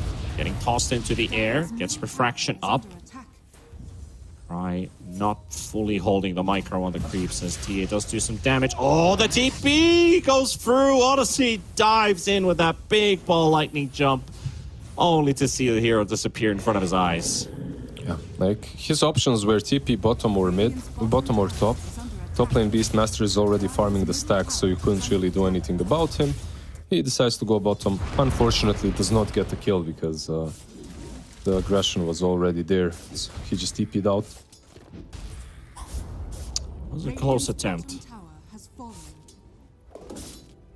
Sometimes it is easy to forget how much damage ball lightning can actually do depending on the distance of the zap. It's the control at this point, right? Like you're not dishing out too much damage. Double damage. Takes away the DD rune. RL coming in for the turnaround, potentially looking for a double on the side of Ant. They get the toss to break the coil, and they get the roar as well. Storm Spirit punished. Lich getting killed, and Skyward TP'd in for nothing. He TP'd in for morale support, you know. Moral support, he TP'd in to cheer them. Crit? Crit? Nice crit. It's not enough. It's not enough. 144 damage. Instantly swaps the Ring of Health for Band of Elven skin, so that he can hit a little bit harder at least. But Warden going in, like this is a feat. Highly questionable, you could say. Warden. Yeah. Really achieving much with this. Just gives away a kill. Why did he go? I have no idea. And they might even lose the puck as well. The stuns are there, and he's dead. Like, that was one of those moves you're stretching your head after seeing, you know? He was on, what, 30-40% HP maximum? Did you say scratching or stretching? Stretching your thoughts, maybe. Scratching your brain. Oh, stretching your head. I mean, I guess you could be pulling your ears. Like, oh, what's happening? But that mid tower is also going to go down. So that is big for the oversight. Kind of handed out to them, too. They didn't have to do much. Huge tower. Tower bottom lane, tower mid lane taken. They smoke up afterwards. Let's go game 3. But realistically, they have Lycan that went for Helm of Overlord. Meanwhile, Beastmaster buying Drums of Slom.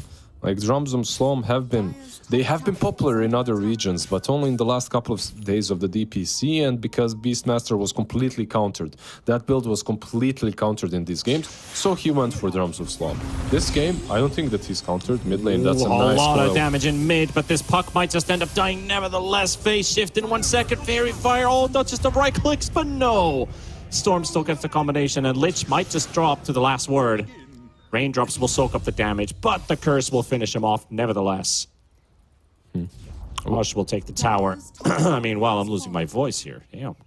Let's say if he had Helm of Overlord on top lane, Helm of Dominator at least, right? Like, this Beastmaster at this point would have taken the tier 1 and already been mid to help out. All these fights would look a bit different when you have a +1 hero. Then again, I hope it's worth it for them. We'll see. You can't really hit the PA with a Beastmaster. The TA can when you build MKB, but you can't really hit with the Zoo. So I guess that's the reasoning behind the PA. Is like, well, I'll find an item that will do damage nevertheless. And when you have BKB, there's no BKB piercing stun. It's not only about hitting her with one ancient. Like, you're getting the auras. It's huge for the PA, for the TA as well. It is true. But is it more damage? I mean, technically, you could say sustained damage-wise, it is more. But for the quick burst, Drums of Slum, it is roughly about.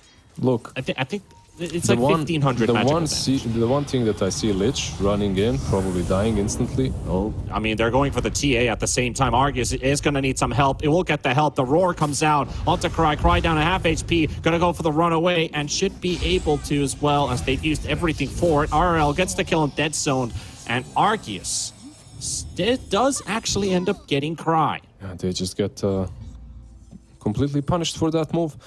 So, how I see the Aghanims working on Beastmaster, so far I've been flaming it, but how I can see it working is you get Dream Coil plus Drums of Slom and you go in, right? These two spells together could do a lot of work, a lot of damage, because you can't run away really from Ash. So that could work out. I'd still rather see Overlord, don't get me wrong. Maybe you can build it later on into the game. Probably not.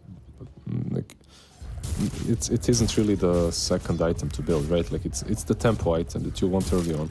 It's still Yeah, it is okay-ish. true. It's still okay-ish, but probably not for a second item. I guess there's also the fear of like PA can just destroy the creep right away. You're not a Lycan, so you don't have the extra movement speed on it. It will get slowed down by a dagger. It's blown up pretty fast. Might be some reasoning behind it. But if you do get a Roaring PA and just start running around in circles with drums of slum, I think you can also amplify the damage with the wild axes. Makes it do even more damage. Infinite damage. Infinite. Dire's middle tower is under attack. Well, looking at the net worth right now, the two bottom cores a couple of minutes ago were the TA and the Phantom Assassin, but PA is actually now on top of everybody. Argus also has some nice stacks to farm. Very happy about helping him out this game. PA, meanwhile, Warden. struggling at the bottom. Under attack. Dire There's some are scanning. encirclement happening around the tier 2 tower. 4 heroes here, and just one Oh, lonely military encirclement. and just one lonely rock under the tower. TA instead. About to ask a question, but I think that can wait. TA does go for the teleport attempt out and looks like he's going to be successful with it. They get the disengage, but RL is going to go in, and they will buy some time to take down the Storm Spirit. The shield's not enough to survive, or at least help survive. Warden will go down. Ash is being chased by Cry. That big army, the Zoo, the Wolf blocking in front. The Beastmaster taking more and more hits. Needs to get out. Arceus coming in, trying to help out Ash, and will be able to. Dead Zone will go down, and Cry to TP's TP out. away. But RL still going to take down this Rubik. By the looks of it, Silence comes out. Witchblade ticks. It hurts. Oh, Skyward gets a kill onto the puck. There we go. Favor return. Can they catch him? That's the only question now. Damage coming out. He could just jump to Tomato. We could just TP This as is the well. Melt Strike. Yeah. Turn around. Storm. Storm wants to go in. Healing, no mana. A little Warden coming out from scary, the yeah. side. He's spent a lot of mana with this battle now, and he is Odyssey feeling a bit unhappy with that He can refill the rotation bottle. that they tried to kill the TA, couldn't get it, and now round 2, TA's already walked back from the fountain and still can't get the kill on Arceus. Let's see. Round 2. Another Fight. round 3. This is a very long fist fight. Going again onto the TA this time. No Lich Chain Frost available. Warden interrupting them in the backline. TA still needing some help, but none's arriving. I think you can even kill this Lich here. Lich, okay, will go down, but no -2. No stolen intelligence by the looks of it. These two teams, I'm not sure. Lycan mid lane, just skirmishes everywhere. There's definitely scrims all over the place. Lycan's got a lot of HP regen though, so we're gonna give up on the chase. Warden spots out a tooth. I think that's They have a ward in the river. They see all of them. Odyssey gotta be careful. There's the avalanche, the toss, the coil, the combo fully thrown onto the Storm Spirit. They just walked into a trap. Rubik. Hello, sir. There's a puck attacking you. You need to run. There's a tree flying in. There's an orb flying in. There's a kobold trying to steal the kill. Imagine if the kobold actually took that. Denied with what, 8 damage? That would have honestly been like a real play of the century. I think you it did shovel happen. up a kobold, and the kobold would kill you. I think I saw it on Reddit that it happened once. Like someone did it. Not sure, but I feel like the memory serves me that he did kill. Yeah, yet to see that happen in a pro game. We've seen kobolds kill morphlings when they roll full agi and they just shovel up a kobold, and oh, that happened. Crystallis did it once. I think Gork probably had one. There was 1 or 2 of them during this last TI, so those definitely happened. But I think I've seen the same post that you have as well, because I do remember that happening. I'm just waiting for the first official game one to happen where Kobold steals the kill. Yeah, I'm not sure. Oversight, however, smoking up in mids. The whole team is there. PA can also quickly join in. They're protecting a 2 HP tower, and I have to deny it now. Dire's I'm not sure if you noticed, but there is drums of Slum now completed. There are Drums of Slump completed on the Beastmaster with his Aghanims. It's been there for maybe a minute now. Yep. Let's see what he can do with them. He's also going for a blink so that he can actually jump in instantly with the Dream Coil. The funny thing is, Drums of Slum also gives you healing. For the damage that you deal, you get a percentage, and you heal your units.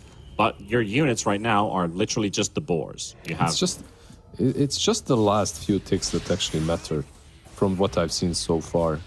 Like everything else. I mean, that's the feels surprise bad. element. Yeah, it's like a massive burst damage. Well, they're going to catch the Storm Spirit in the top lane under the tower. Global Silence. That's an easy setup to take down a Deceit. Dead zoned. Looking for an ult. Places down some wards down on the ground. Information that there's a gank squad arriving, but Warden goes in with the toss. -2. And into Roche they go. Oversight probably knows about this too. They know about it, but their PA is just not ready to fight. He's building towards the BKB. Maybe you can take the fight 4 versus 5, but you will lose that one, even not without a global. And by the time store is up, this rush is long gone anyway. So you're giving it away, and I think it's even better for them that Storm was dead, so they don't get tempted into fighting it. They just need the BKB on PA. They are playing into Beastmaster with Aurora, so the BKB, so the BKB won't be like super valuable, but she still needs it.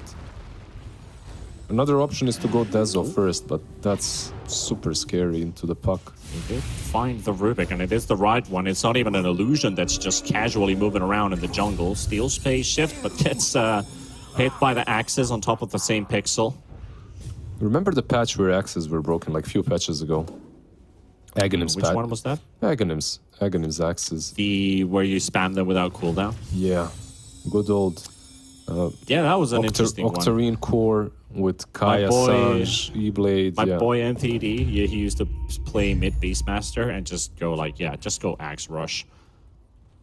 The first game I played in pubs, I got reported like at the beginning. People were flaming me, and then suddenly you're getting a bazillion kills. Lich? Yeah. She's found. It was so broken. Cry wants to fight this one though. Coil will snap. Ush is gonna go down. He didn't get too much regeneration out from the Slom. And Warden's gonna be dropping too.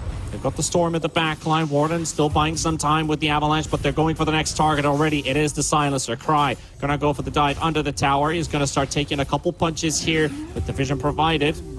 They will find themselves 3 kills. Argues he's been farming up his BKB while that was happening. Drums of Slum. Drums of Slum. How much damage do these do? That's TA has scary. no blink. And just goes straight for BKB rush from the Deso. Interesting. I wonder why he decided not to get blink, because blink overall is good even for your farming speed. You move across the map faster, you get in and out of fights easier.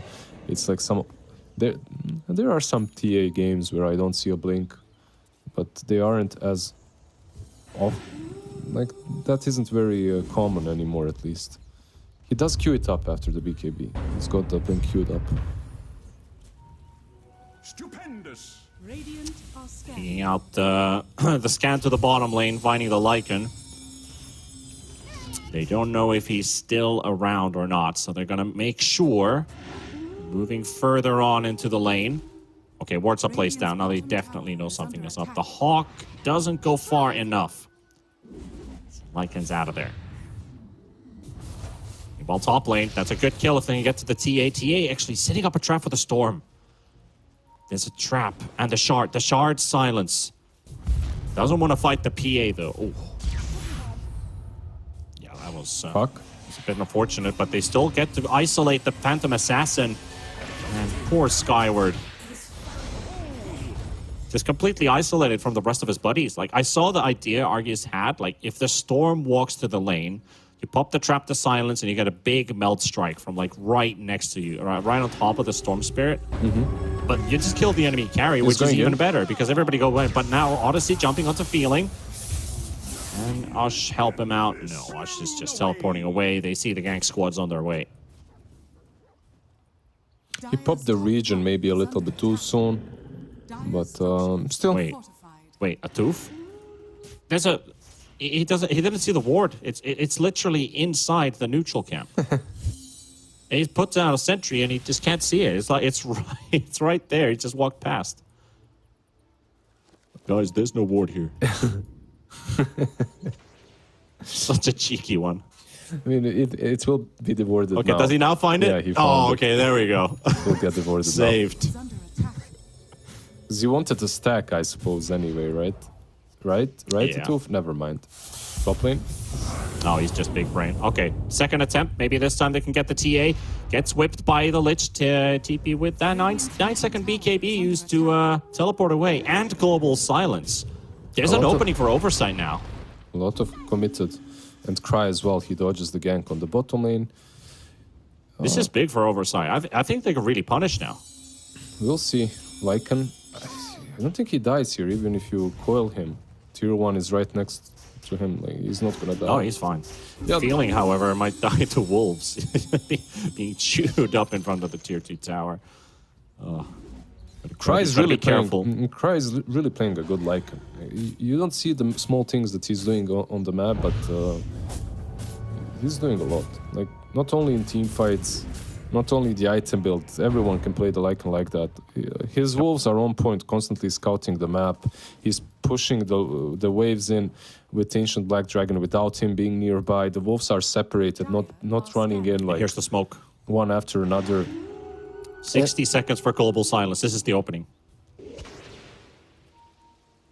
Who do they jump first is the question, Lizard. Puck? TA? Beast? It doesn't matter. Supports? Doesn't matter? Anyone? It doesn't matter at this point. Usually you want to jump the silencer before the global. I think you're jumping anyone. TA and Puck are the best options if you can catch them. Radiant's bottom tower is under attack. Trying to force them back at least with this smoke to the high ground. It's like the same in the There's last tier two game. tower falls. If you can pop the ulti on Lycan and just run down the TA, that's your best bet, right? Radiant's bottom tower. You just zone her out of the game. Also, Lycan with the AC and 1,000 gold will negate a ton of damage coming from Argus. Tower is under attack. Invisibility. Well, this is Dire's this game has tower is come down to a bit of a halt, and Oversight, they're happy with what's happening right now. They outlived the Aegis, which was the first Aegis from TA. Couldn't really play around it too much. They didn't give any big, crucial heroes away. PA's been farming. She's finished a 9-second BKB, and their timing is soon upon them. You know, about 10-ish minutes, and this PA is going to be an absolute brute force. I mean, even a level 18 PA with that third coup de grace can be very useful. Puck, though, has been located and has been isolated. This is the start of something good for Oversight. It's sort of something beautiful, T-Panda. Something beautiful indeed. One big thing that they have to be careful on Oversight is how they fight around the global silence, and that's it. Like, if you manage to fight the global silence properly, like, you should be able to take any team fight. But you have to bait it out. Maybe take a null, right? Bait out the global, lose a hero or two, and then fight afterwards around the pit when the global is off. in the front, and Storm's going to go for it. Very deep dive, and Ush will get the roar out just in time. A lot of damage is being dealt, but they will take down Feeling. Can they take down Ush? No, they can't. They lose Odyssey as well. They got the toss on Ush instead of Skyward. Warden actually canceled out his teleport. Poor man. I think he just popped his BKB the moment Tiny appeared, so ended up tossing the wrong target. Lich going for the TP out. And that was literally a buyback global silence from the silencer. Oversight only losing the Storm. Actually happy with that trade. PA got 2 kills. He used the global earlier, right? And then he bought back afterwards just to be a part of it. Actually, it could have been that way, yeah. But he did buyback anyway. Doesn't matter. Yeah, in any case, both are lost. Yeah, like Secret Agent Tiny, the Warden, goes in, tosses Beastmaster, who was completely fine with the TP. Puck is scouted. They have the Might die trap on again. him from the Rubik. Oh yeah, Rubik also has traps, true. A prize. They are a little bit different cosmetic-wise compared to the TA, so at least cosmetic differences would be debated if you see the same golden rings showing up on your screen, and then you suddenly get silence, and you're like, wait, what? Well, they are green, T-Panda. Like you can spot the difference, right? You can. Luckily, that's the difference. The big difference maker. Storm jumping in, finds Argus, finds the Silencer. Silencer's a good target. That is going to be a dieback for Feeling. While the change, the roar comes out on Skyward. Skyward getting blown up, bursted down. No BKB at all for the PA, and Dead Zone's going to be the next target to be taken down. RL. Blink available. The Wolves weren't actually hitting for a second there as he came out of phase shift, so he's able to move around, still going nimbly about. Odyssey right on top of him, that will take down a Tooth. Storm has to go for the TP out, but they've got Lycan on their sides. Lycan has to shapeshift away. Just to run, yeah. So they have the shard on Rubik, and that's the only save that they've got versus Roar. But I believe he used telekinesis a little bit earlier, so he couldn't really help out the PA. And that's the problem with this BKB. Like, he's got a big-ass BKB, 8 seconds one, but if he gets roared, he just dies. So he needs to pop it a little bit earlier in fights. If they hit him with a roar, at the moment, well, they can't kill him because TA has an MKB, but they need to commit both the TA and the Beast. If he doesn't, however, pop the BKB, anyone can kill him, even a Tiny. And TA opted not to get that fast Blink Dagger on this hero. Has been keeping up a very good farm pace. He said it could be even faster, and I also agree. But Argus has found his way in this game. And now finished off the MKB and has the Blink in 800 gold. That's going to be just basically a minute or 2 minutes when he's got it up. Yeah. And an extra shard picked up. I love how, and it's for Ush. I love how they forgot it and then everyone jumps in. Like blinks in to take it back. Yeah. I guess it's the fact that, you know, they forgot TA actually has shard, but Lich, well, that's a very fast death RL. Oh, the Witchblade. Doing too much damage for him to withstand. Odyssey TPing back home. And Ant getting for a bit of a push now. They scanned him. They know where Cry is. But they also know that he went back. They just lost the detection of the scan on him. Oh, Courier dead. Radiant's courier has been killed. Like, this series so far has proven to me that Ant just executes better. In games in which they're behind, in games in which they're in front, they're just getting better team fights. When they should and when they shouldn't be. Let's see, Skyward, he has a DD. Let's see if he can use but it. they saw him take the DD as well, so Warden's scouting out right now. Warden got to be careful. PA is chasing. Skyward. Oh, Odyssey wants to join in. BKB used. Global Silence comes out. Can't use any abilities. Arceus will take the front. Skyward still with that DD. Jumping in. Slices that Tiny down. But look at the damage. And the MKB at work. He got one kill, but he's going to lose his life for it. And Ush moving in with the drums of Slum. Trying to blow up this Rubik. But the drums will run out, and Atoof will live for a little bit longer. But Odyssey jumping right on top of Ush. Now on to Feeling to take another kill. Arceus, he's got to blink up in 4 seconds. Odyssey very low on mana. He's looking for the kill. Silence comes out. Blink in. Belt strike. The damage needs to be sufficient. Into another trap. He just walked into a trap, literally on top of a trap. And he's down. In the back, he's playing with the supports, and he's gonna kill the Lich. He was chasing Rubik earlier, but he's very elusive with the phase shift. I wonder if he'll try more. Probably should try more. You're a puck, right? Like, you should be chasing this Rubik. He has a blink, goes in, silence. That should be the kill. Voila. Yeah, they get... so, do you remember what we were talking about, the PA? If he pops the BKB, the only way he dies... I remember you saying that. If he jumps into Beastmaster and TA. So he needs to pick his fights, not jump into both of them. And unfortunately... Those are the exact two heroes. The exact two heroes that he jumps into. Gets blown up. The greed was too much. He sees the Tiny. He wanted the Tiny. He got the Tiny. And suddenly a wild TA and a Beastmaster shows up. And it was super effective.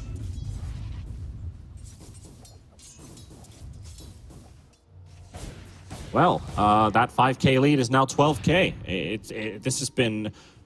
going from a 50-50 game 6 minutes ago to now a landslide and favoring another NA team. The Warden, well, he's going to get scouted out. I'm pretty sure.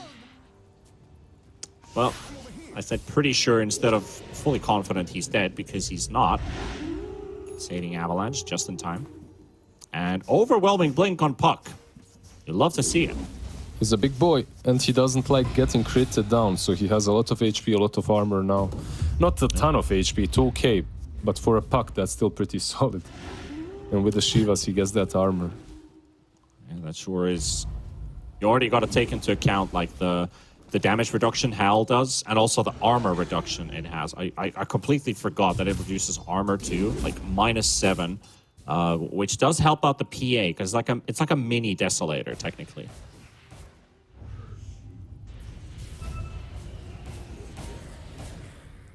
Well, okay, it's better than Desolator.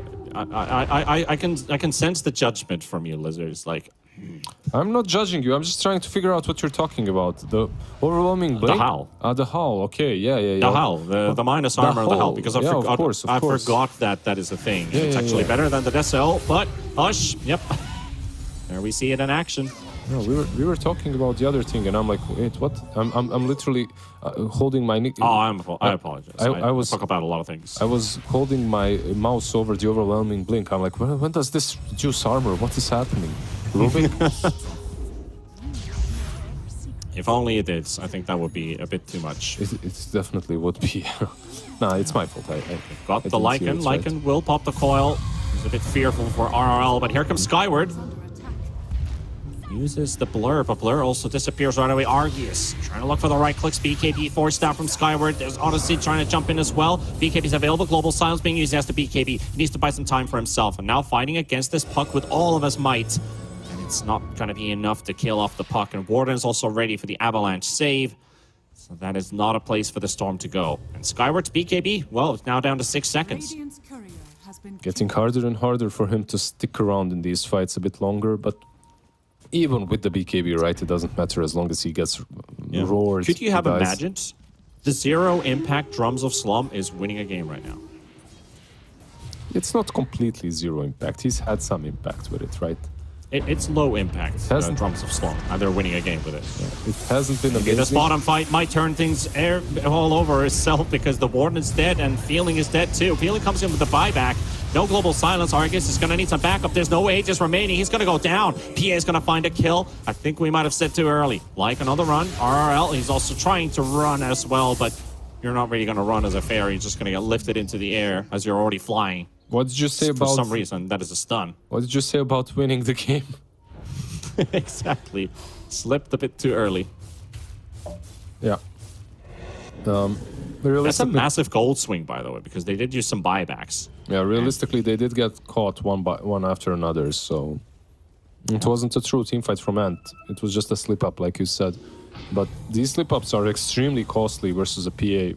They are. They're hunting at the top lane. They're looking for Ush. He doesn't have a The TP. Wolves will find him. He's found. Yep. And he's going to get chewed up. His blink's going to be cancelled. Drums He of will get Slum? the roar out, but Never mind. Radiant's top I mean, he used drums, but he didn't use BKB, so So it's not the We'll get item's it. fault, it's the BKB, yeah. it's the it's the BKB's fault. I get it. BKB, bad item, why did he buy it? I mean, he used Drums of Slum, Wild Axe's Roar, and he did 1200 damage despite dying. has fallen. No, there's a reason why a lot of players started building it recently. It's not as bad as people thought. It can work in certain circumstances, definitely.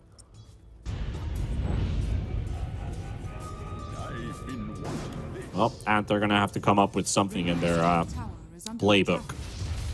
Is this net worth lead? It's now completely lost and oversight. They're getting to play the timing they were looking for this game. PA now also has a Lincoln's, has a Basher, working on an Abyssal Blade. And Cry. You've got Howl, you've got AC. That's -12 armor for PA to deal damage. That's 2 Desolators. I will continue to use Desolators as my reference. What do you think? What's the next play? Is it just wait for Roche on both of these sides? For Oversight, because yeah. they're Contest Roshan or take Roshan. because Ant right now, the way they're drawing on the map makes me feel like they don't really know what they want to do. They're drawing towards the triangle, then they're drawing towards the outpost on top. In my opinion, outpost would be more significant. You should take the Dire jungle and ward it up as Radiant. And they're also walking through wards quite a bit. They're not devording these most common spots. Silencer gonna get scouted out by the Wolf. Instant Storm. There goes Odyssey. Storm with the jump right on top, and they might just save the side. He got cliffed. He got cliffed with that Force Staff, and look at how they're turning it all around. Oh my goodness, that's a He's quick burning. burst of damage. DP's out. That is such a quick burst of damage, and they won't get to Roshan though. It's up in 40 seconds. The supports will be alive for Oversight. They're chasing the See Wolf. what they plan to do. Trying to get as close as possible. Can they just convert to a mid push? I mean, it looks like that's the call. Roche isn't up. They have a trap inside the pit. They'll know exactly when he's going to be there, so... Yeah, because of Storm not having a buyback, and this is doable, but it's very scary as well. You're pushing... They don't know he can't afford it, actually. They don't know. You're pushing without BKBs, you're pushing without global silence. At the same time, if no one buybacks on Dire side, you won't be punished. I think that's one of the strengths they're playing to right now, is the fact that they're trying to force out the buyback from the Storm Spirit while pushing. Lich, Then they're going to armor. realize that he's not even going to buy back. Dire's middle barracks. There's one lane secured already, and they're going to make a quick disengage. Roshan has spawned. So this is kind of big, but at the same time, it could be much worse for Oversight, because now they have, what, 10 seconds until Storm is up? Never mind. I don't think they get here in time. PH just queued up a rapier, by the way. They just needed to smoke up already. They needed to be there.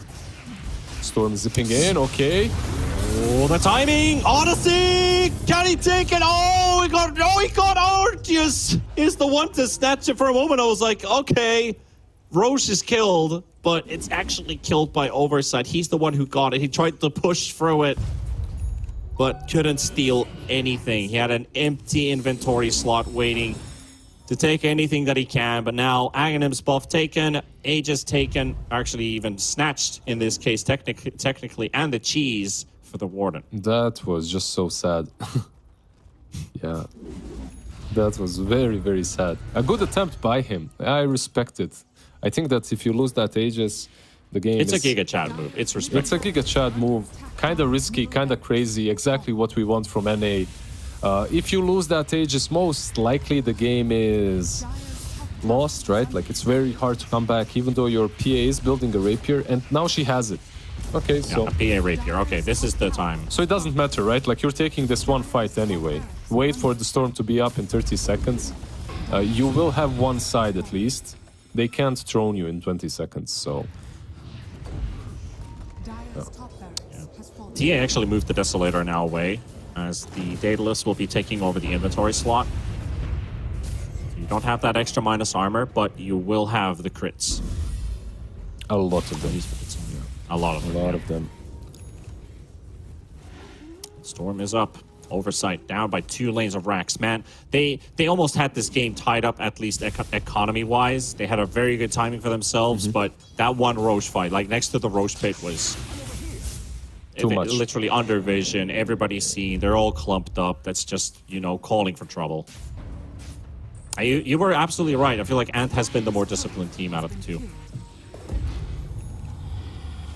Like Just coming out. Warden is the target.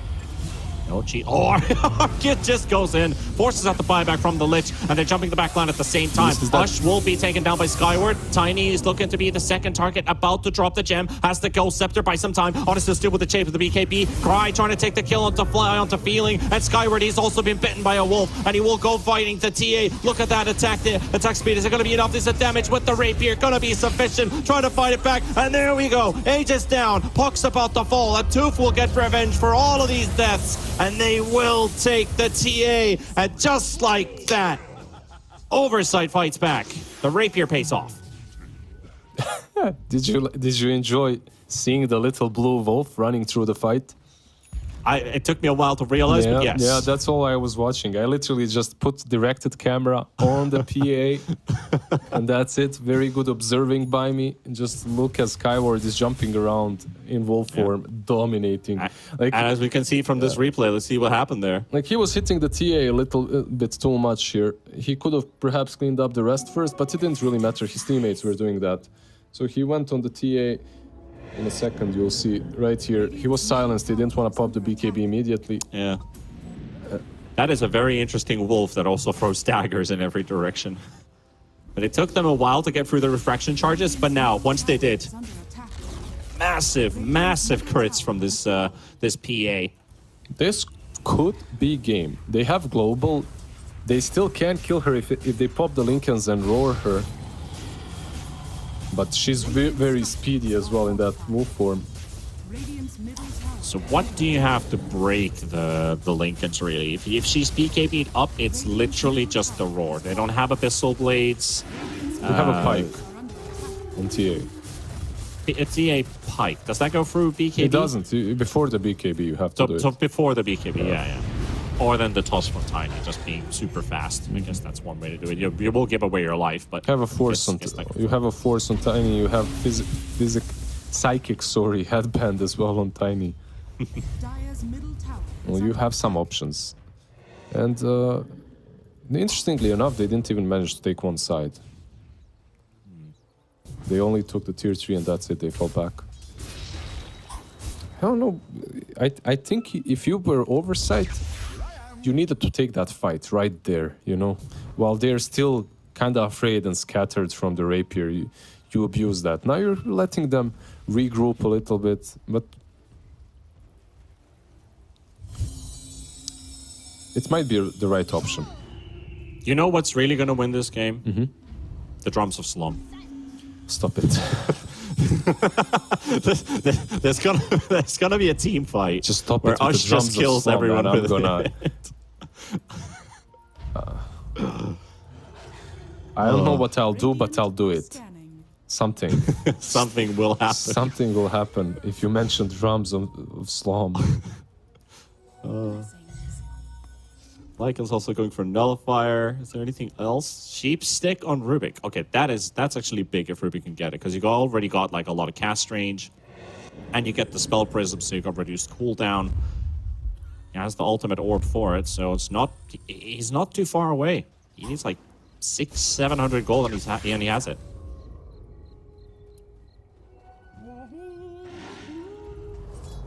Just throw the Hex on the TA and kill her. Easy. Just Hex, forehead. Just Hex or forehead, yeah. And they're taking this very cautiously. Level 25, triple dagger PA, waiting in blur. You can't see her. You know that she has a rapier. She has an abyssal as well. Like, you need to pop that Lincolns and roar her, but you don't even see her for a majority of the fight. It's on Ash to use his hawks really nicely to scout. Like, they see everything now. They know where everyone else is. But if they want to fight there, they need to push high ground, which isn't easy. Yeah. Certainly isn't. Talking about scaling. Like a There's form. the Aghanims lined up for the Storm Spirit. Ooh, Odyssey close with the jump. Another attempt is thrown in. Does get a 4-staff save. And the Golem is now on the high ground. They can just clean out this Golem pretty quickly. Down to 300 HP. RRL gets the blink out with the overwhelming blink. No, they still didn't clean it up, T-Panda. You're lying to me. Trap almost killed 100 HP. It was close. It's gone now. Thanks to Cry. Because he took another one. You know what? Like you said, they're gonna clean up this ogre quickly. I expected that. I waited for that. It never happened. I demand a refund. You demand a refund? Yes. What do you demand a refund? What did you pay for it? I don't know. I demand a refund. This is not the caster I paid for. He's lying to me. So what you're saying is I should return your time somehow. Somehow, yes. Have I wasted your time? Time dilation. Time dilation. Refund my time dilation. I apologize. The golem lived, It's accepted. but it did it's not accepted. it did not live for very long, as it was traded to the you named it the ice troll. Who was it Troll is traded currently to? AFK in the bottom lane. Please, micro.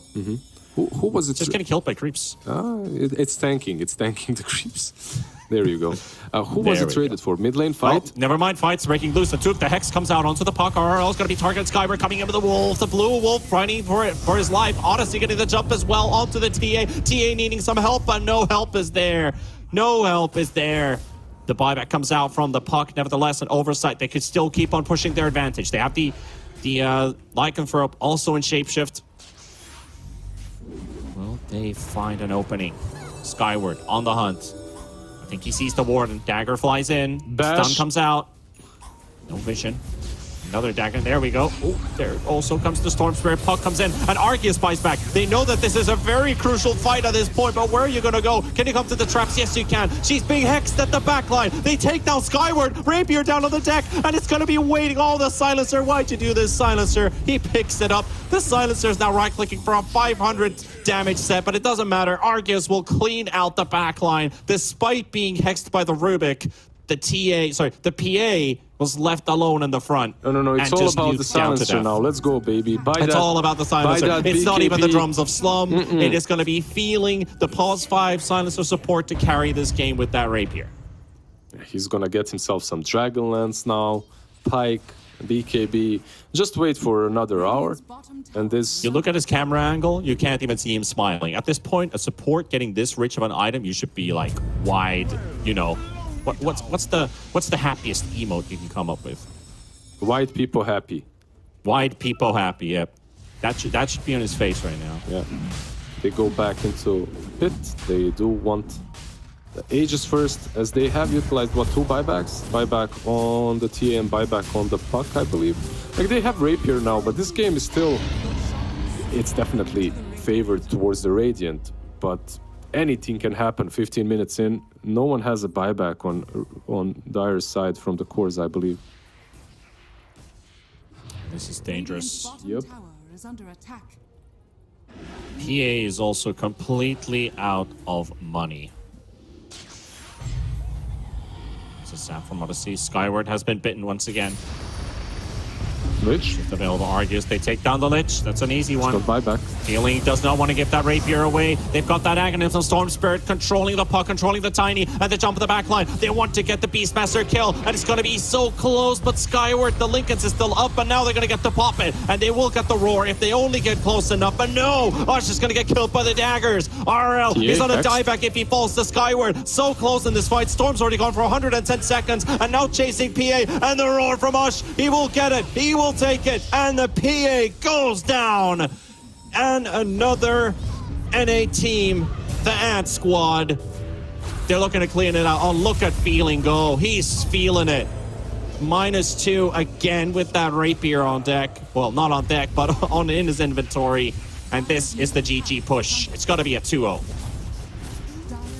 The Rapier switches hands, goes into the hands of Silencer, and he single-handedly wins this game.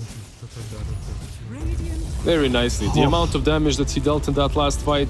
Let's see, Silencer looks like quite a lot, at least 2-3k from just the right clicks. Incredible performance. Nice global silences as well. But yeah, on the serious note, nice comeback from the oversight. They almost took the game. The nice little Aghanims pickup from the Lycan, biting the PA. The itemization was solid. I really like that he went for Rapier. There was no better item for him to buy at that point, and it almost won them the game. Then again, and they just feel like a team that execute a little bit better than Oversight, and it's as simple as that. No matter what point in the game it is, no matter how behind they look like they are, they execute better, and that's why they took it 2-0. I was thinking, though, I really was thinking that we were going to see Game 3. Because it's just the NA way, right? Like, you win Game 1, then you throw the next game, and then Game 3, and then you get reverse sweeped. sweeped. Yeah, you never know what's going to happen. Yeah, that has been the case in a lot of series, that the reverse sweep does end up happening. But I agree with you. I feel like the team that wins this one is the one that's more formidable, the one that is more on the same line, more balanced.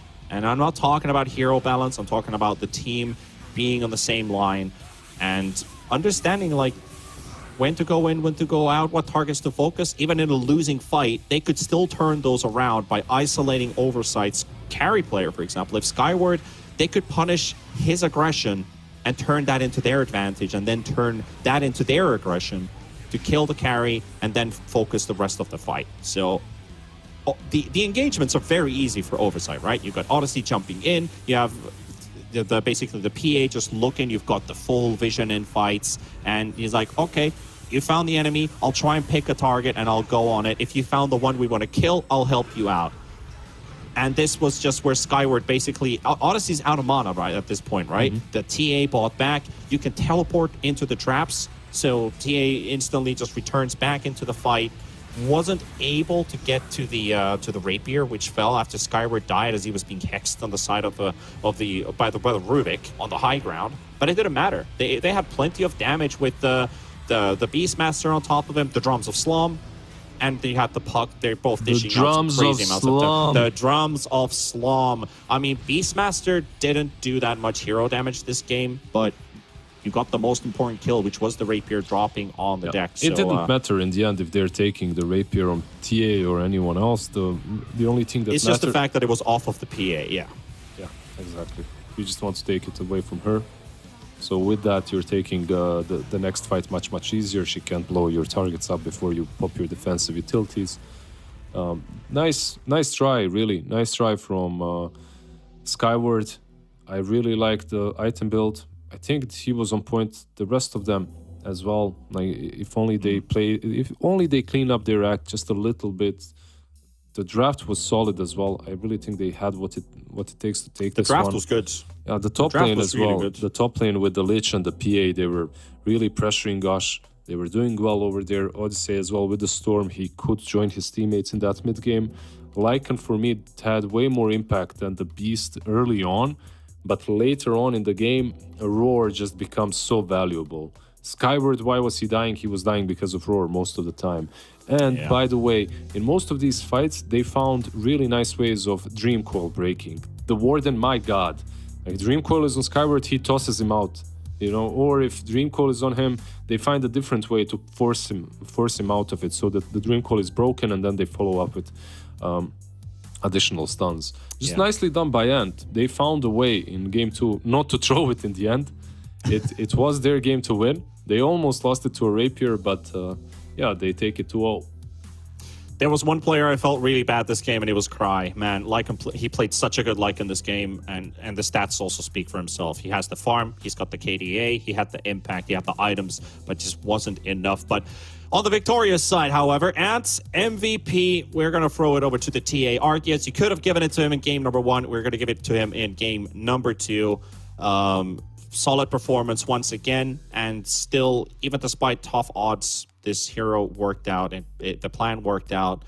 He didn't make any really big mistakes on this hero. I think that is a big thing to say. Like, you have to know. On TA, of course, you feel very strong, right? You got these power fantasies that you can kill anybody, but a part of that is not overstepping the boundaries, right? You can put yourself in an aggressive position to look for a kill, but a lot of TAs will get punished for that. Arceus, I don't think he made like these big kind of rookie type of mistakes where you're just out of position, you're going to get to hit anyone, you're going to get stunned and controlled and killed, and you're throwing the game, basically. So Arceus, hands down, very good TA performance in general. Yeah, good game 1, good game 2 as well from him. Played solidly in that first match, and the second one didn't have too many mistakes. He got surprised a couple of times by, let's say, a PA jumping on him with the rapier, but besides that, for that 16 kills, that's on the power of 2 amount of kills. So as long as it's a power of your deaths, it's still a good score. But overall, as a team, I think they outplayed. It wasn't individual gameplay that they had in this match. The Warden, for me, Tiny also did quite a lot, and the way they moved across the map, the way they were dodging the ganks in that mid game, And at least this game didn't look as much of a pub as that game 1. Game 1 was ultra pub. This game 2 was pub up to like 15-20 minute mark, and then it started making some sense. Teams were like smoking up and making good plays all over the map, so it was enjoyable. Rapier obviously always makes it a bit spicier. I think the teams also made this a super exciting game in a way towards the end, because you don't really know who's actually going to win it. Oversight made it very competitive, and another NA team, they were trying to find answers and ways to finally close out the game, but not make like silly mistakes. So that's something that they just needed to extend and just work things around. So it kind of like the decision making on this team. That's something that I'm really curious about. Potentially could maybe ask the players from another NA team what goes down to like decision making and stuff, but it looked pretty good, like in a sense of them having a difficult start for the season, 1 and 2, and that one victory I think is also given to them from the Fart Studios forfeit. Getting an actual victory on the board like this must mean a lot for the team. Oh, it has to mean, especially after the last series. Like the last series didn't really go their way. What's also cool is that they continued playing the same heroes. Like they lost that last series 2-1 or 2-0, and they still continued. Like they picked some Centaur that they lost with earlier previously, and they took this series. So definitely good for confidence. Well, we do have an interview ready, so let's dive in with another NA team, and we've got Mr. Ush from the offlane. Ush, it's a pleasure to meet you. I've been dropping by your stream saying hi, but now we finally get the opportunity to actually talk to you here at the interview. How does it feel to win that series? You've got your actual first victory on the board against the Oversight. Hello, guys. Hello. Nice to see you. Nice to meet you as well. It feels really good. Last season, we started out 0-2 as well, so it's not something that we were expecting to do again. I thought, we learned from our mistakes and we might have started off a little bit better than expected, but, that's the way it goes. Sometimes you can't win them all, and as long as you learn from your mistakes and improve on them, which we did in this series, then I think there's definitely still a shot for us to get that top 2 slot and go to Division 1. So I was feeling a little sad after the losses, but then I recollected myself, go to the gym, get the mental clarity back, and realized, hey, it's not over till it's over. So, yeah. That's indeed the way to do it. You guys, you've sticked with the same roster from from Tour 1, and I think you're one of the only teams that have stuck with the full 5-man roster. Can you talk to us a little bit about your team and your teammates? Have you guys been playing around for a very long time, before this DPC tour? Do you guys know each other's from before? I've seen some 5-man Midas guys on your team, but is there something else to it? From what I know, Argis and Feeling have been playing together for a really long time, so having them laning together as a 1-5 duo is really good for us. They also are 2 Peruvians, and they speak Spanish, so we kind of have this thing where they're speaking Spanish in the safe lane, and Warden and I are speaking English in the off lane, so we kind of have like communication going on at the same time, which is, I think, beneficial for us.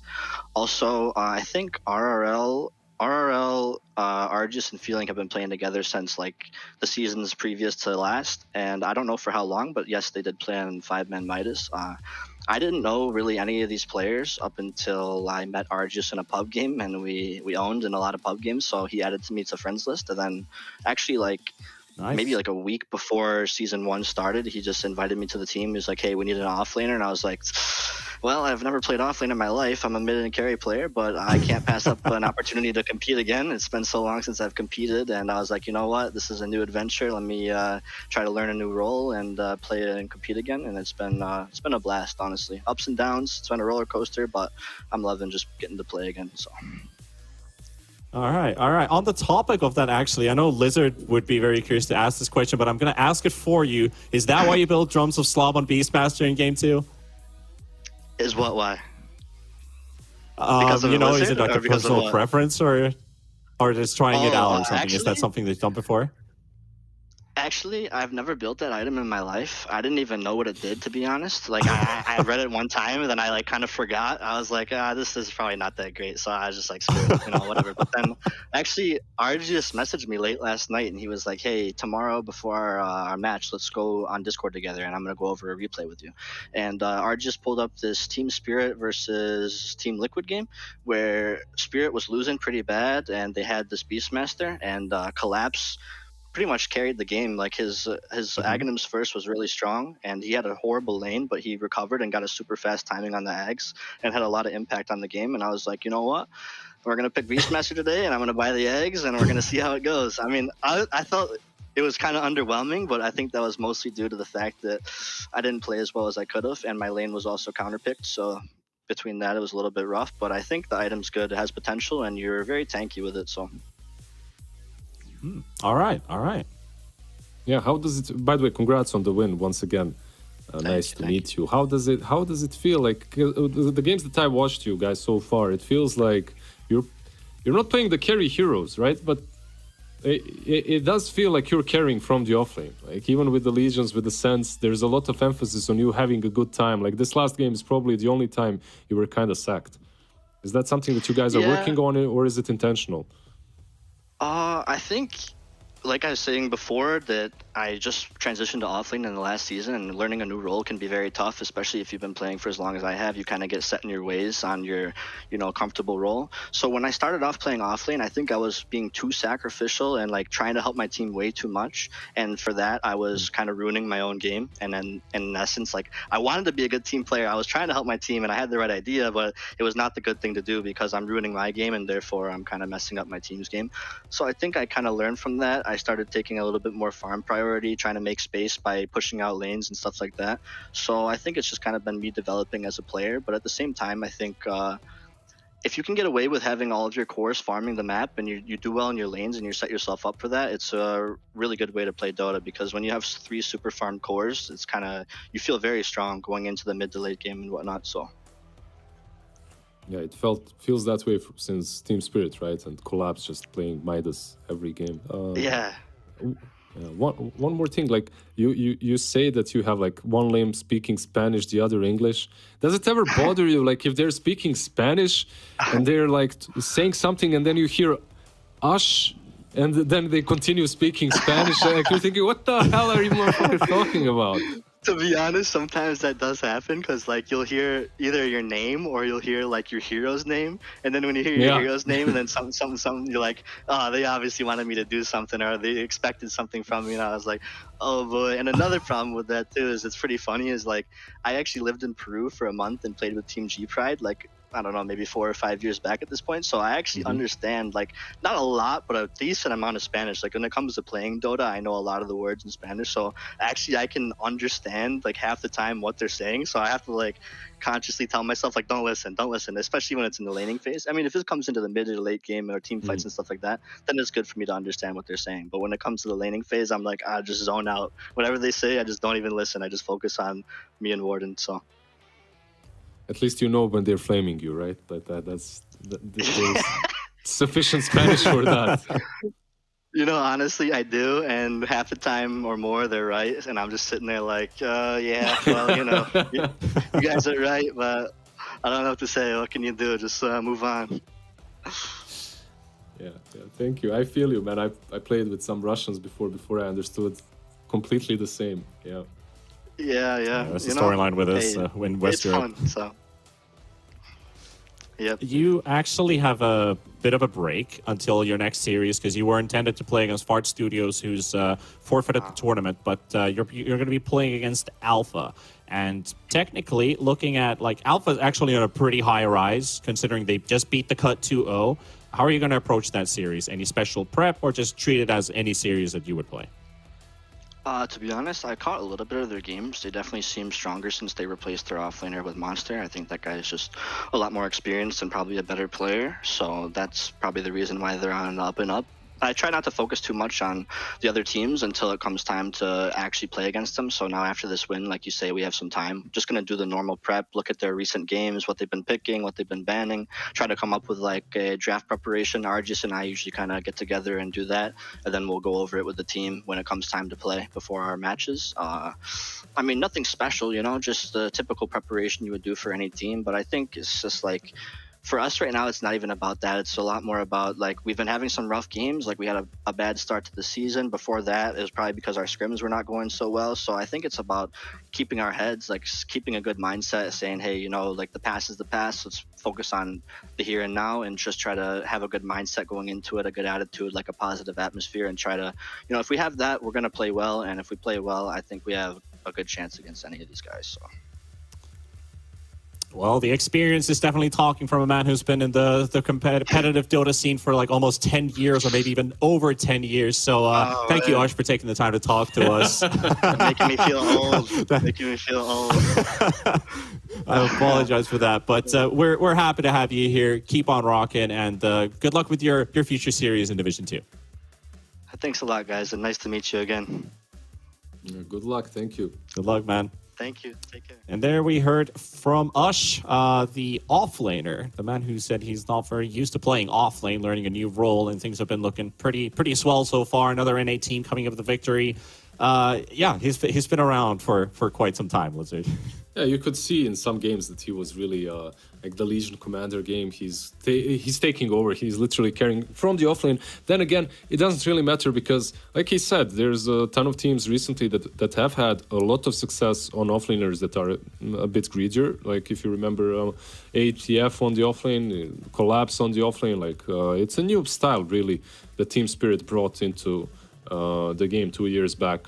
It has been relevant since then, even 33, like all very greedy offlaners, and it works. So I don't think that he's that greedy, but he's still finding his style. And I really liked what he said. It's hard to teach an old dog new tricks. You know, he's been around forever, and now he's switched up on the offlane, and he has to completely change his playstyle. But at least some things do come out naturally, especially learning, Spanish with his teammates. But talking about Spanish, let's head over to our schedule for the next broadcast, or even the leaderboard. I don't know. We should look at one of these graphs at least. As, the situation is turning a bit interesting. We're at the halfway marker, and, they push themselves to the point where they're not falling behind from the rest of the pack. All teams from places 2 to 7 are tied. Literally tied. You got 2 wins on all of these teams, and Tilted Boys is the lone leader with 3 victories. So if you look at the schedule we have coming up next, it's going to be a battle of everybody who can get to the top, right? Mm-hmm. Because we've got Sand King Gomez going up against C-Dub, followed up by a very interesting Tilted Boys versus The Cut. Those 2 series are going to be coming up next on broadcast, and pretty spicy, pretty special ones indeed. Sand King Gomez looking hot. C-Dub also on a bit of a streak at the moment. They also beat another NA team 2-0 in their previous series. And Tilted Boys. You've said like Tilted Boys is like probably one of your favorites for Division 1 and 2 or 3. And, it just might be the storyline. Yeah, right now, Tilted Boys and Sand King Gomez, both of them looking really strong. And for me, they're the teams that you have to beat if you want to aim for that Division 1 slot. So they're the ones to look out for, and we get them in the next 2 games, 2 series. We get to see both of them prep form. Like Sand King Gomez for me has been the wildest. Like the way they won some of their games was very, very convincing. For Tilted Boys, they're just like very stable so far from Division 2, probably the most stable team that I've seen. They don't make way too many mistakes. They're on point. The drafts aren't too crazy. Like just methodical, I would probably describe them with that word the best. That's a very heavy word for Division 2 teams, but hopefully that is the case. And also, what is also very methodical is heading over to esportsbet.io, creating an account, logging in, and watching some Dota with the Watch to Earn platform. You can earn 3,000 free tokens, which is worth about $3 per hour, by just watching Dota games on the website. esportsbet.io, the place to be if you want to take advantage of that campaign. They're also making this broadcast possible, as they are one of our main sponsors for this event, esportsbet.io. And that being said, we are going to close out the day. So thank you all for tuning in. It was only one series. It was a quick day. It was a short day. So you do whatever you want. Maybe head over to esportsbet.io, do something. Maybe play some dotes. Go hit the gym like Lizard does. Get some gains. Be buffed and strong. And so you can also be strong like Lizard. But until then, ladies and gents, till the next broadcast, take care of yourselves. Good night and bye-bye.